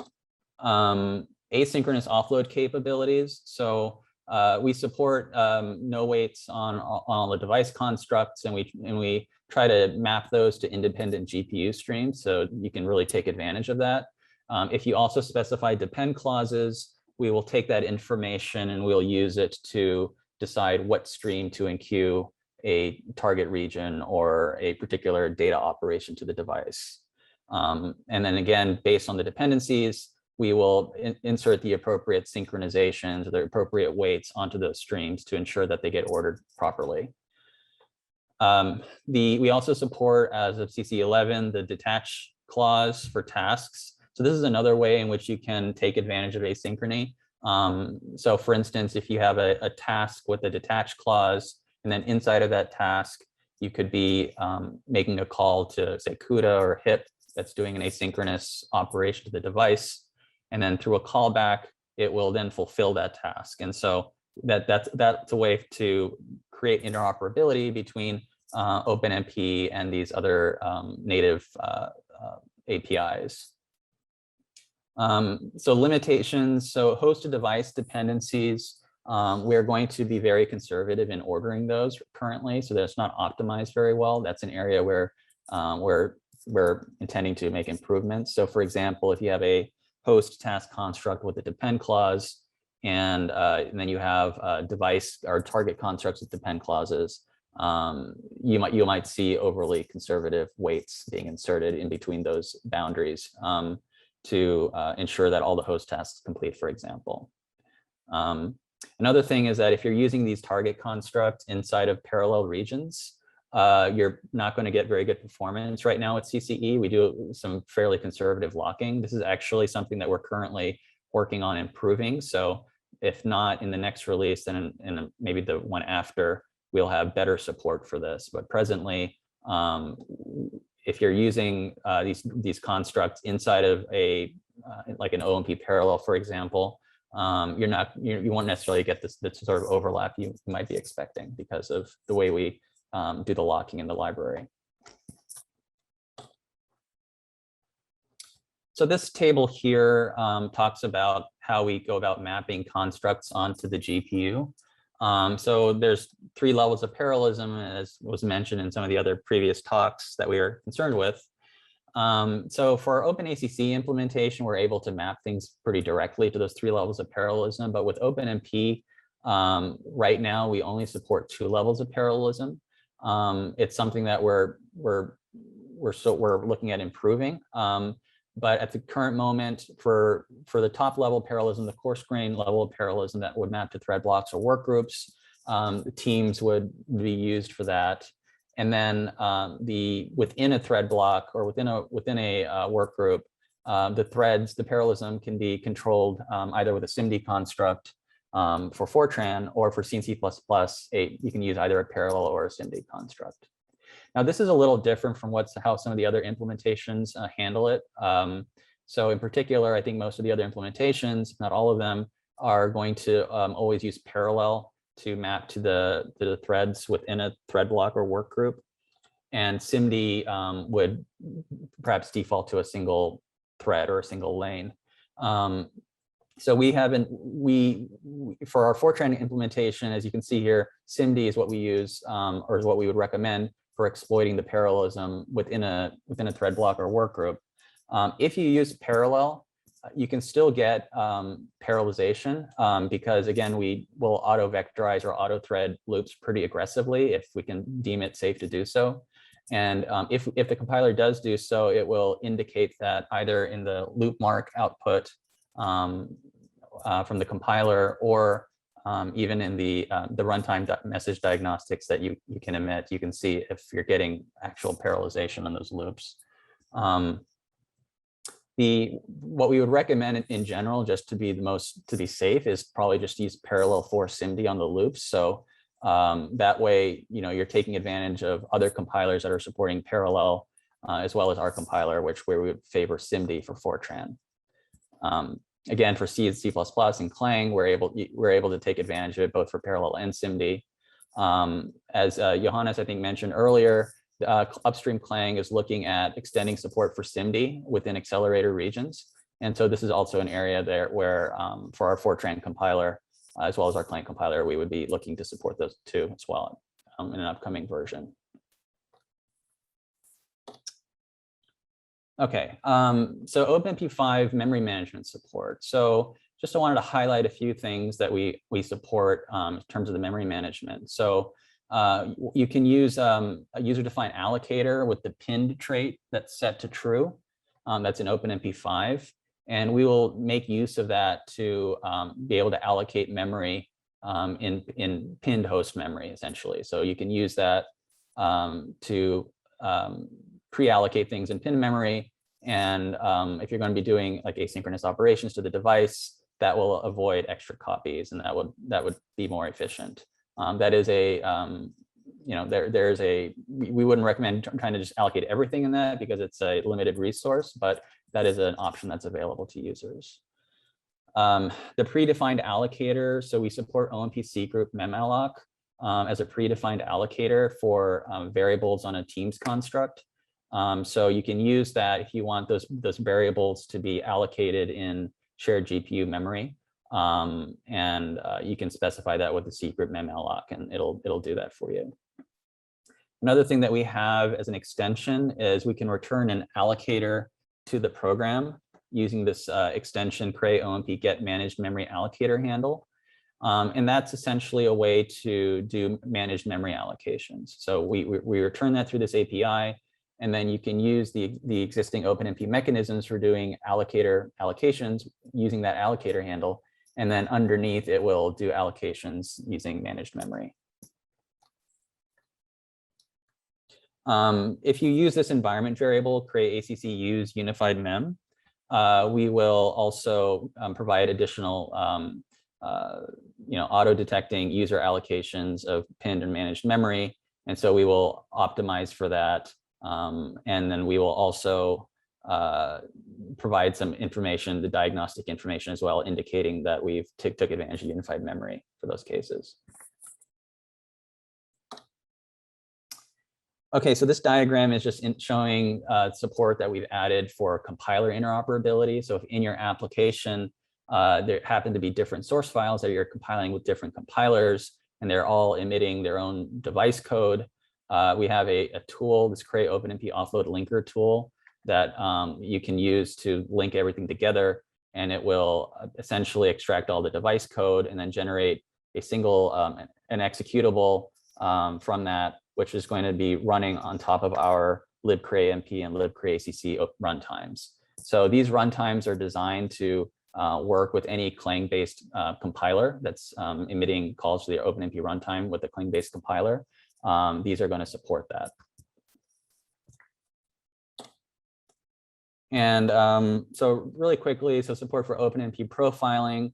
So we have our own, both for our Fortran compiler as well as our Clang compiler. We have these proprietary compiler-based instrumentation that we can insert that works with our CrayPat tool. And but additionally, we've added support in CC11 for OMPT. So that would enable to do profiling with other tools as well. And so this is just describing some of the extent of our OMPT support. We support all the mandatory events on the CPU. We also support events for doing device initialization, target offload, data transfers. We support events for synchronization regions, reductions, work sharing constructs. So all of that's supported with OMPT. We don't right now support the device tracing interface in our OpenMP runtime. What our plan is to take advantage of the external monitoring interface that's going to be available in OpenMP 5.1 and use that to provide better support for device tracing. OMPD, we also support in CC as of CC11. So this allows a debugger to access information from the OpenMP runtime concerning threads, tasks, and teams. It permits also OpenMP runtime frame filtering, and we have full support for that on the CPU and are working on support for the GPU. So this is just an example of showing how you can utilize OMPD to get better filtered back traces. Okay, so just to recap, so our OpenMP implementation, we're using our proprietary OpenMP runtimes. This allows both cross-language and cross-vendor interoperability. We do have, I didn't go into the detail here, but we do have our own code generation for OpenMP offload regions in terms of how it generates those regions, how it does the offloading. And then for OpenMP 5, we're implementing it over several releases, planning to have full support available by CC 13. And then OpenMP 5.1, we're intending to support that by CC 14 next year. Thank you. Can take questions now. Yeah, thank you very much, Deepak. That was really great, really interesting talk. Thanks for giving us a rundown of CCE, the Cray compiling environment, and also about mapping the way different your runtime maps the OpenMP to the GPU. So I think that's a really helpful guide for people. We've had a couple of questions in on the Q&A. The first here is from Abid. It says, is your implementation of the meta directive LLVM based?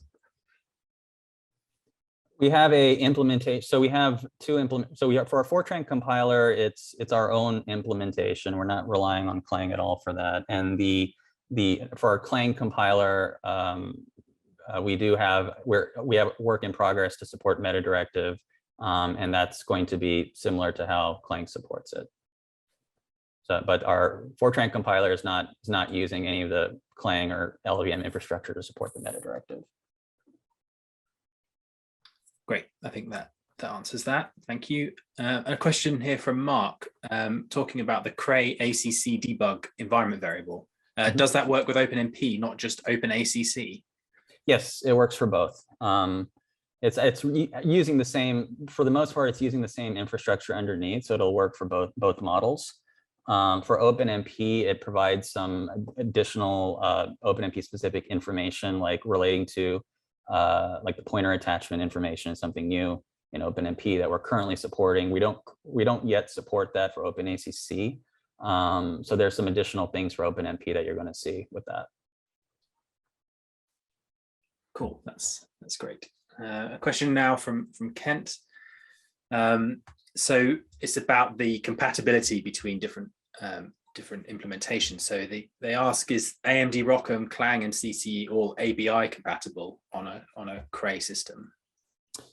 Yes, it is. So for our libcray MP and libcray ACC runtimes, those are proprietary. But when we moved over to Clang, we added shim layers around those runtimes to make it ABI compatible with code that would be emitted by an upstream Clang compiler or the ROCm compiler, for instance. So you can compile with those compilers and link our runtime against it, and it should work. Cool. That's really cool. So I think we're out of time. Thanks very much for your talk, Deepak. That was great. And any more questions that the attendees have, please join the Q&A session later, and you'll have your chance to ask some questions then. Thanks very much. So we're now into the final talk of OpenMPCon today before the Q&A session. So I'd like to welcome Zinmin, who's going to talk about the Intel compiler. If you're able to start sharing your screen and everything, that would be great, please. All right, thanks, Tom. I have shared my screen. Can you guys see it?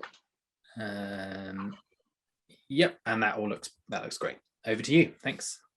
Okay, thanks, Tom. You can hear me well, right? Yep, sounding good. Okay. All right. In the next 25 minutes or so, I will give a quick update on the Intel's compiler for CPUs and the GPUs. And but the focus is more on the GPU side. Okay. All right. So the agenda for today, I will give a quick recap on the Intel's multi-tile Xe GPU and one API software stack, and with a high-level overview of the just-in-time compiler compilation flow. Then I'm going to focus on a few new things we've been working on in terms of the USM support, OpenPSMD for GPU, and the composability of the OpenP and DPC++ SQL, and with several examples to show you how you can write the OpenP offload code to do the, the data mapping and how to use a function pointer. And there's a couple of more things we have been working on as we announced the Xe GPU.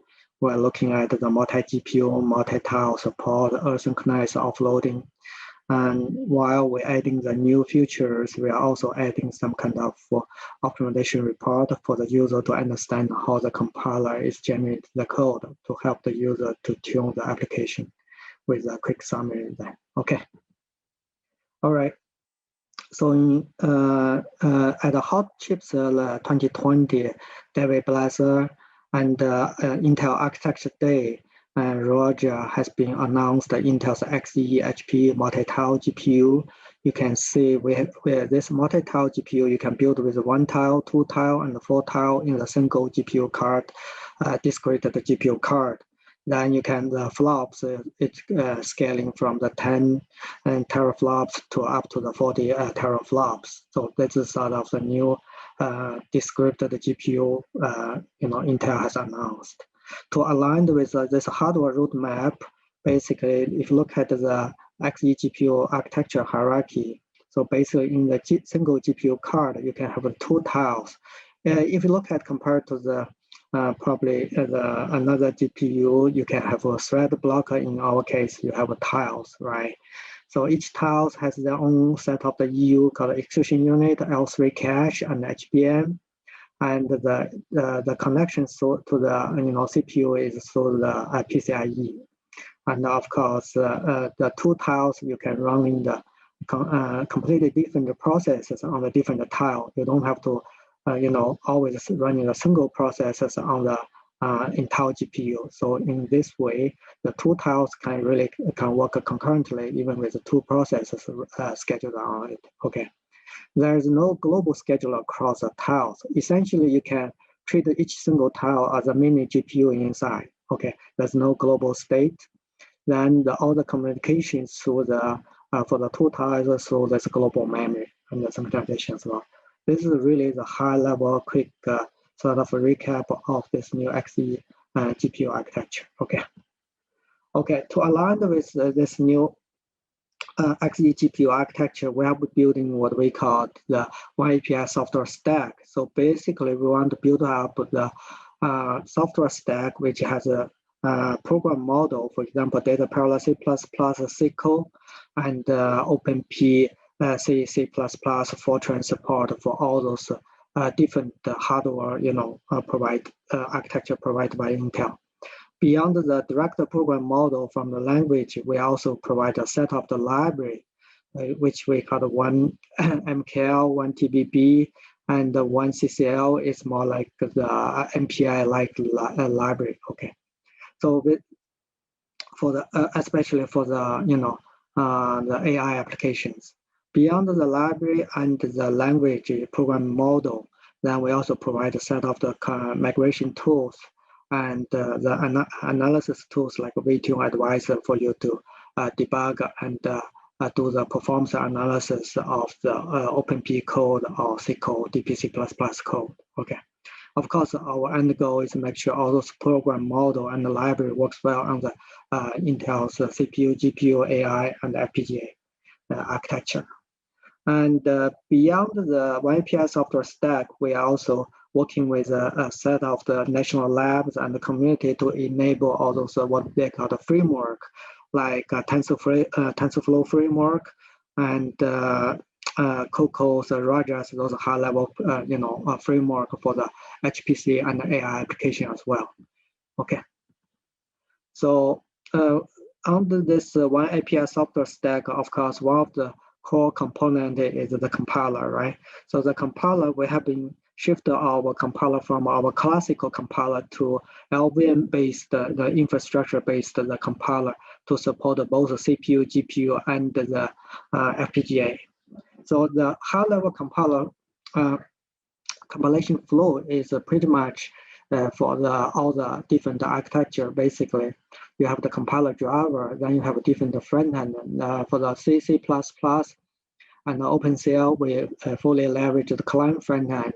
And for Fortran, we have our own Fortran front end. Then the front end generates LLVM IR. Then in the LLVM IR, we have 2 paths. One is for the host path, one is for the device path. For the host path, basically it's the same. You go through the classic optimization, our vectorizer, our parallelizer for OpenMP running on the CPU. Then you generate the x86 code, right? For the device code, at this point, first we generate the .byte LLVM IR byte code. Then we link all those, because you could have multiple files to compile with this compiler, right? We use the LLVM IR linker to link all those byte code. Then we, after the LLVM IR linker is done, we translate that to the SPIR-V. The SPIR-V is sort of the portable solution. It can work on the our FPGA, GPU, and even CPU as well.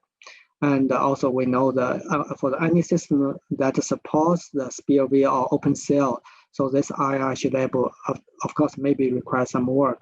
It works on other hardware, should work on the other hardware as well. Okay, then we create this what we call the FAT object. This FAT object, if you don't invoke the backend compiler before the fat object creation that's called ahead of time compilation. That's another model we support, but today I'm focused on the JET. And the JET is when you create this fat object with x86 plus the SPIR-V, IR embedded inside, right? Then at the runtime, the backend compiler is going to extract the device code, which is represented in the SPIR-V, then calling the SPIR-V to LVMI translator. Then once we get LVMIR, we do all those GPU specific optimization, Intel GPU specific optimization or FPGA optimization based on the LVMIR. When the optimization is done, we generate a target specific, either GPU binary or the FPGA code, the chips, right? Then you can run this. So basically, this is sort of the high level, compilation flow from our compiler architecture point of view. Okay. All right. So based on this high level compiler infrastructure we build, we start to support, for example, as I mentioned before, we have this LVMIR transformation before we generate SPIR-V. For the GPU, we basically enabled our vectorizer to generate vectorized code for OpenMP. If you have an OpenMP SMD inside your application, inside the offload region. So basically, the vectorizer will generate the vectorized code for the loop inside the offload region. Of course, for the offload region, target teams distributor, we do the regular, the offloading code generation and the parallelization code generation as well. So this is essentially the way for us to, build up this kind of hierarchical parallelism and the map to the different, based on the hardware. If you have the threads, you have the SMD engine, you can map those constructs to the different hardware hierarchy. Okay. So this has been a new feature we added into the Intel compiler for our GPU. Okay. So the next one is the USM. As we say, this is discrete the GPU card. In our GPU driver and the runtime, we do add the support called the unified shared memory support to support the OpenMP's unified shared memory. And in order to make the easy use of the unified shared memory, we also add, while we extended the memory allocator, for the USM, also we added a few more, what we call the convenient memory allocation APIs for the user to know if you really want to allocate your memory on the pinned to the host, or you want to allocate the memory shared based on the pager migration, which is called allocate shared, or you want to allocate the memory only residents on the device. There's no access from the host to allow to access the device memory from the host side. So in that sense, we have added those small extensions. We are working with the community and OpenMP standard committee to also adding those convenient API while we extend the memory allocator to support those. Okay. And as we said, Intel and our YPI software stack, we have added the support for what we call the DPC++ / SQL. And basically, the DPC++ is built on top of the SQL with some set of the extensions. But a lot of customers has been talking to us that, okay, since you have this DPC++ model, how those new DPC++ sort of program model works with the OpenMP program model, can that, can be nicely integrated together with some level of the support in terms of the composability? The answer is yes to those kind of questions. So we build this our compiler. If you have OpenMP code also has a DPC++ code. Actually, you can sort of mix the use DPC++ and OpenMP. In this simple example, you say on the host side, you have this parallel section for each section calling a function. Actually, one of the function is implemented with the OpenMP offload constructor. You can say this is a pi function, right? Compute pi function. And another function, IO2, is compute some simple example to the data assignment to set up the array Y. So that basically is implemented based on the DPC++. So you can see under the this model, you can call in the DPC++ the function with offloading inside be called under the OpenMP parallel section. So you basically have two threads. One thread do the offloading based on the DPC++. Another thread performs the offloading based on the OpenMP offloading construct. So this works in our compiler as well. Okay. And beyond this construct level composability, we also got a request the user say, oh, if they use the USM allocated by the SQL or DPC++, can the memory pointer to be used by OpenMP, or the memory allocation is done by the USM memory allocation is done by OpenMP? Can that be done by used by the DPC++? The answer is also the yes. We build this simple API called get context. So basically, to communicate in terms of the memory sharing, you need going through this context model. This context, if both OpenMP and the DPC+ allocated memory based on this context, then this USM memory can be shared across OpenMP and the DPC++. This is basically all the statement, the language statement that I highlighted with yellow. So this is basically provided the way for the user to have this USM level composability across the OpenMP and the SQL DPC++. Okay. And beyond those, we are more try to focus and try to do more exhaustive sort of checkup on how bad, how effective the compiler can work with C++ code, because there is some kind of a perception. People think, oh, the OpenMP doesn't work well with the C++ code. So we did try to test more cases to make sure the C++ construct, like an operator, everything can work inside the OpenMP offload region. So those mapping the C++ object, in this case, you have a class inc, right? Then it declares a inc object, then you can call in this operator so this object inside the offload region. So all those has been thoroughly tested inside our compiler to make sure C++ OpenMP offloading model works well for the C++ as well. And next one is another one, and the people was asking how to extend the support to make sure offloading work, OpenMP offloading work with the function pointer as well.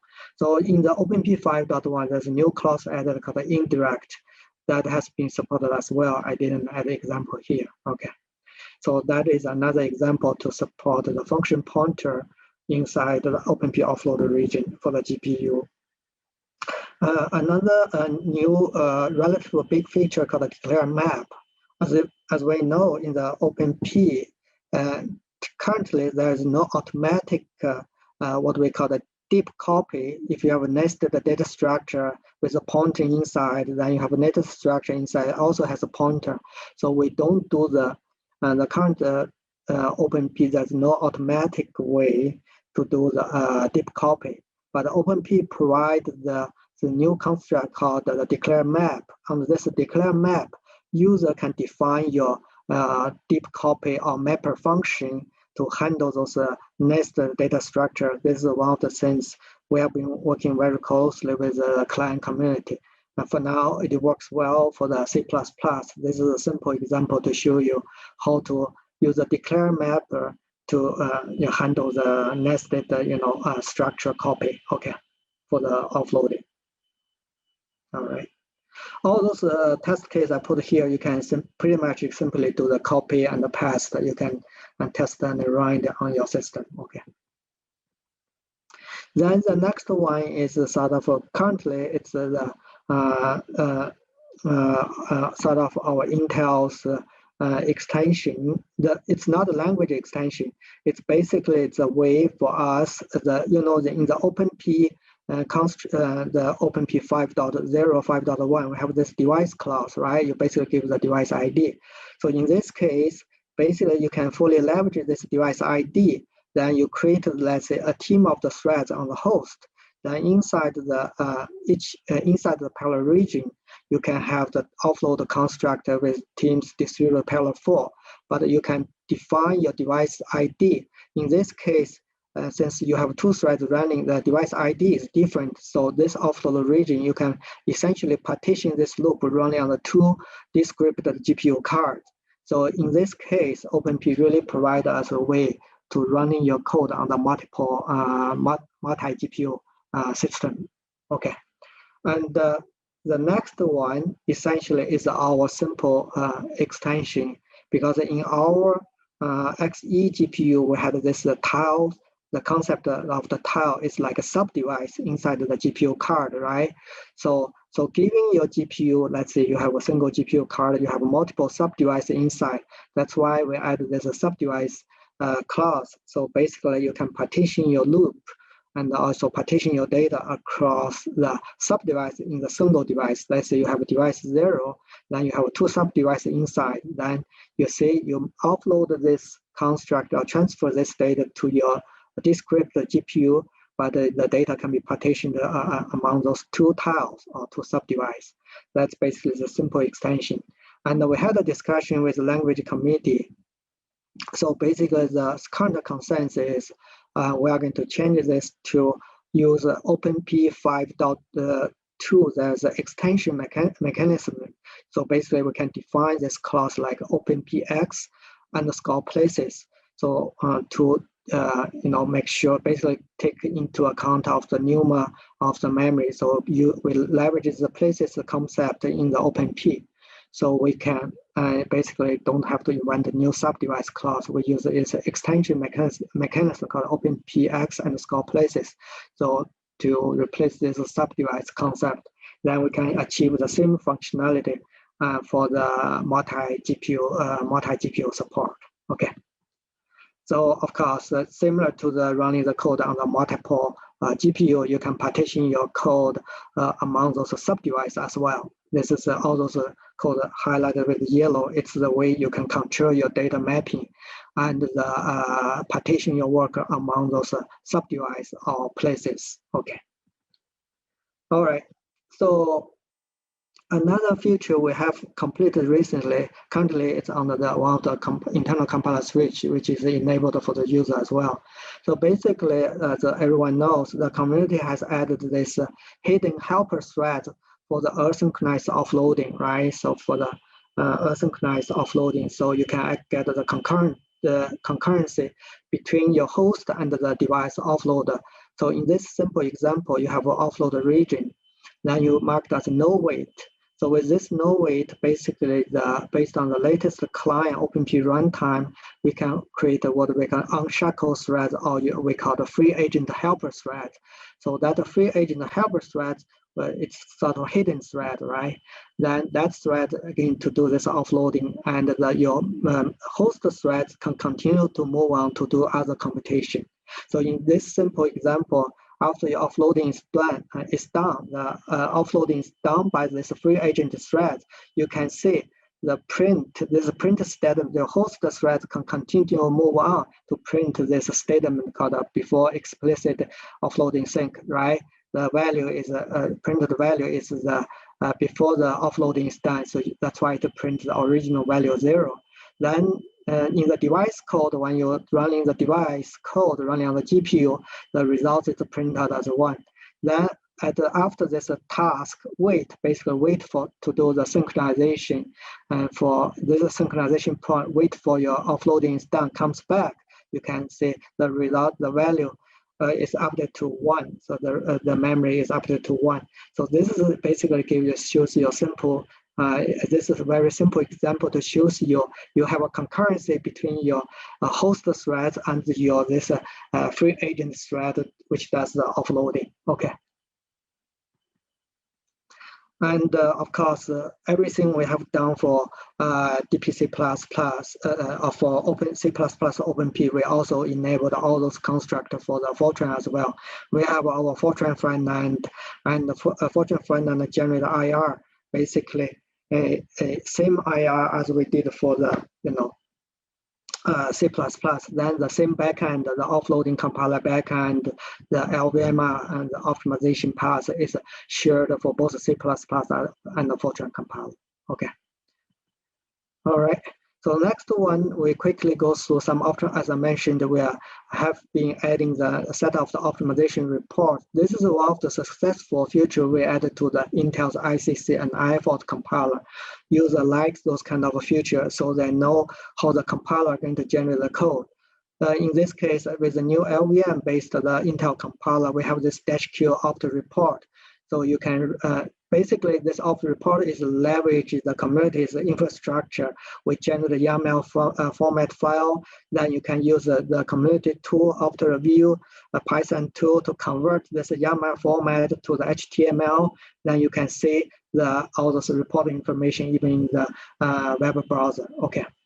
So the simple option is just use -Q opt report at a different level. If you can look at our compiler user's guide. And the next one is a very simple example. You have the parallel region, offload region with atomic flash inside. You compare with this opt report 3. Then there's a YAML format YAML file generate. Then you can use, for example, in the YAML file, it's also sort of readable, but it's not in the nice format. That's why you can use this opt view tool, Python tool to convert this YAML format to the HTML. Then in the next step, basically tells you all details information, how the compiler, the optimization is done, the stack layout. Then this constructor is handled. This outline the function we cannot inline, right? So that's why I say this is not inline.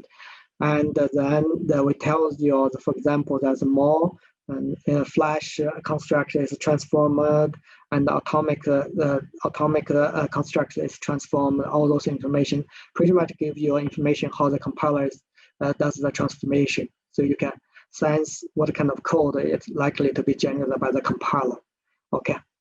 So yeah, I don't need to go through more details. This is a simple option. You can generate the YAML file, then convert to HTML. You can just look at also the report in the web browser. Okay. All right. As a summary, basically the key things I want just to point out. Since there is a certain overhead when you transfer the data from the CPU to the GPU or from host to the GPU, you really need to make sure, try to identify the code regions you can get the most benefit for the offloading, because the GPU requires, it's not like 100 of the threads, it's going to be thousands, and the 10,000 threads, it's those tiny threads. And also you make sure you have enough parallelism, you can fully increase your GPU occupancy for the efficiency, right? So make sure that you have the right trade-off in terms of the overhead for launch the kernel, transfer the data, and the rest of the general optimization. For example, for SMD optimization, is follows like try to make sure minimize the divergence, make sure your data in the consecutive memory, so you can generate unit thread loader and the stores. A lot of basically, I would say more than like 60% or roughly 70% of the optimization tuning techniques or skills you have, it's applied to both the CPU and the GPU as well. Okay. And as we mentioned, the Intel has this one API software stack. You can download it, but in the long run, in terms of community collaboration, we want to make Intel's strategies follow the standard and work closely with the standard body like OpenMP language committee, SQL language committee, C++ standard committee, and to support the latest standard. And of course, we will make our contribution, adding the extensions for, to the standard as well. So Tom, back to you. That's great. Thank you very much. That was a really interesting talk. A really good kind of whistle-stop tour of all the things that are going on for OpenMP, the Intel compiler. So thanks very much for that. And we've got a couple of minutes left for questions. So if you have a question, then please type it in the Q&A.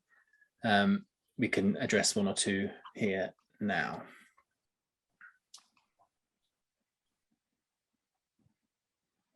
Yeah, so we have a question from Avid. It says, can you talk a little bit about the Intel OpenMP offloading advisor? How robust is it? The OpenMP offloading advisor is part of this 1PI toolkit. So far, on our Gen 9, the architecture on the, there's a Gen 9 GPU, which is on the market. So far, based on my experience, it works pretty well. It tells you, for example, how much time is spent in the kernel, what is the data transfer overhead, and also there's more hardware counter information like cache misses and how many memory spills you have, which is based, a lot of information is based on the compilers of the report, but also they used some, Intel's GTPing tools to give you more details hardware information. So far, my experience, it works pretty decent at this point, yeah. Of course, if you have anything you find any issues or any new feature requests, feel free to contact me. We definitely work with you to add them to our advisor tools as well, okay. Great, thanks. The next question from Mei Feng asks, can you explain a bit more about the behavior of SIMD, I'm assuming, say, Pragma OMP SIMD, on the GPU with the Intel compiler? Sure. Intel GPU, we have the SMD engine. Our SMD engine can work with both ways. It can work as SMT. It also can work as a CPU's SMD engine. So basically, we have two execution models supported for our GPU. One is called explicit SMD. Under this explicit SMD model for SMD loop, as the first example I showed, basically the compiler will generate the vector code or SMD code for similar to what we do on the CPU. This is the one model, right?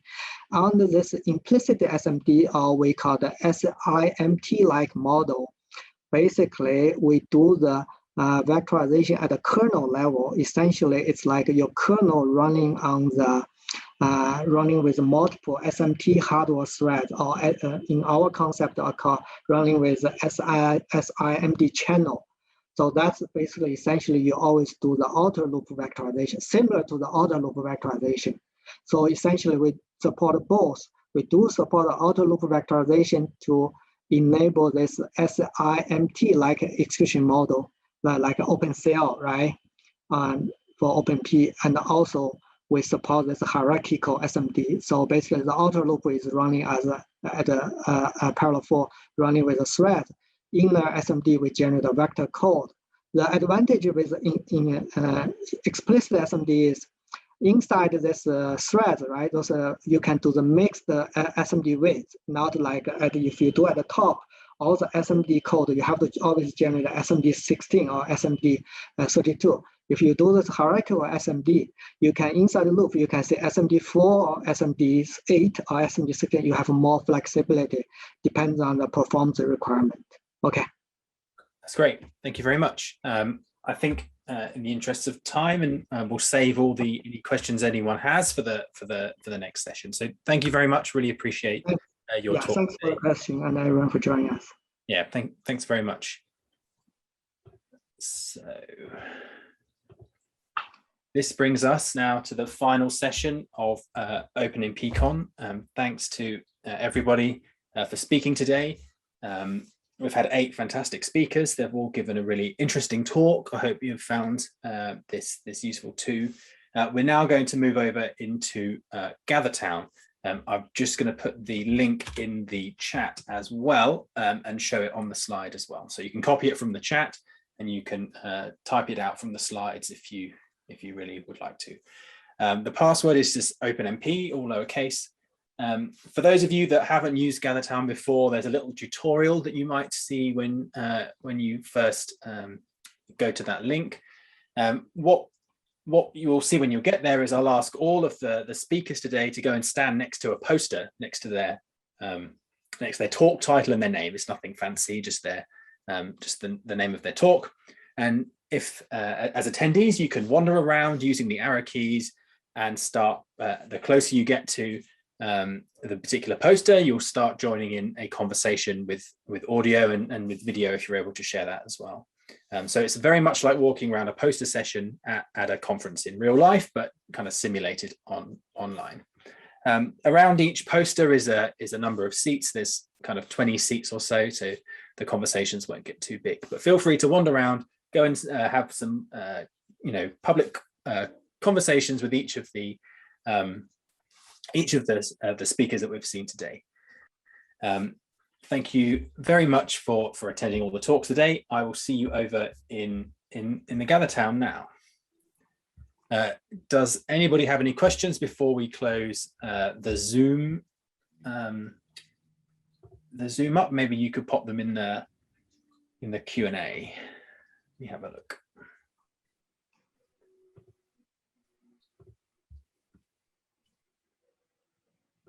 I'll just give you a few minutes, but feel free to move over to Gather Town in the meantime.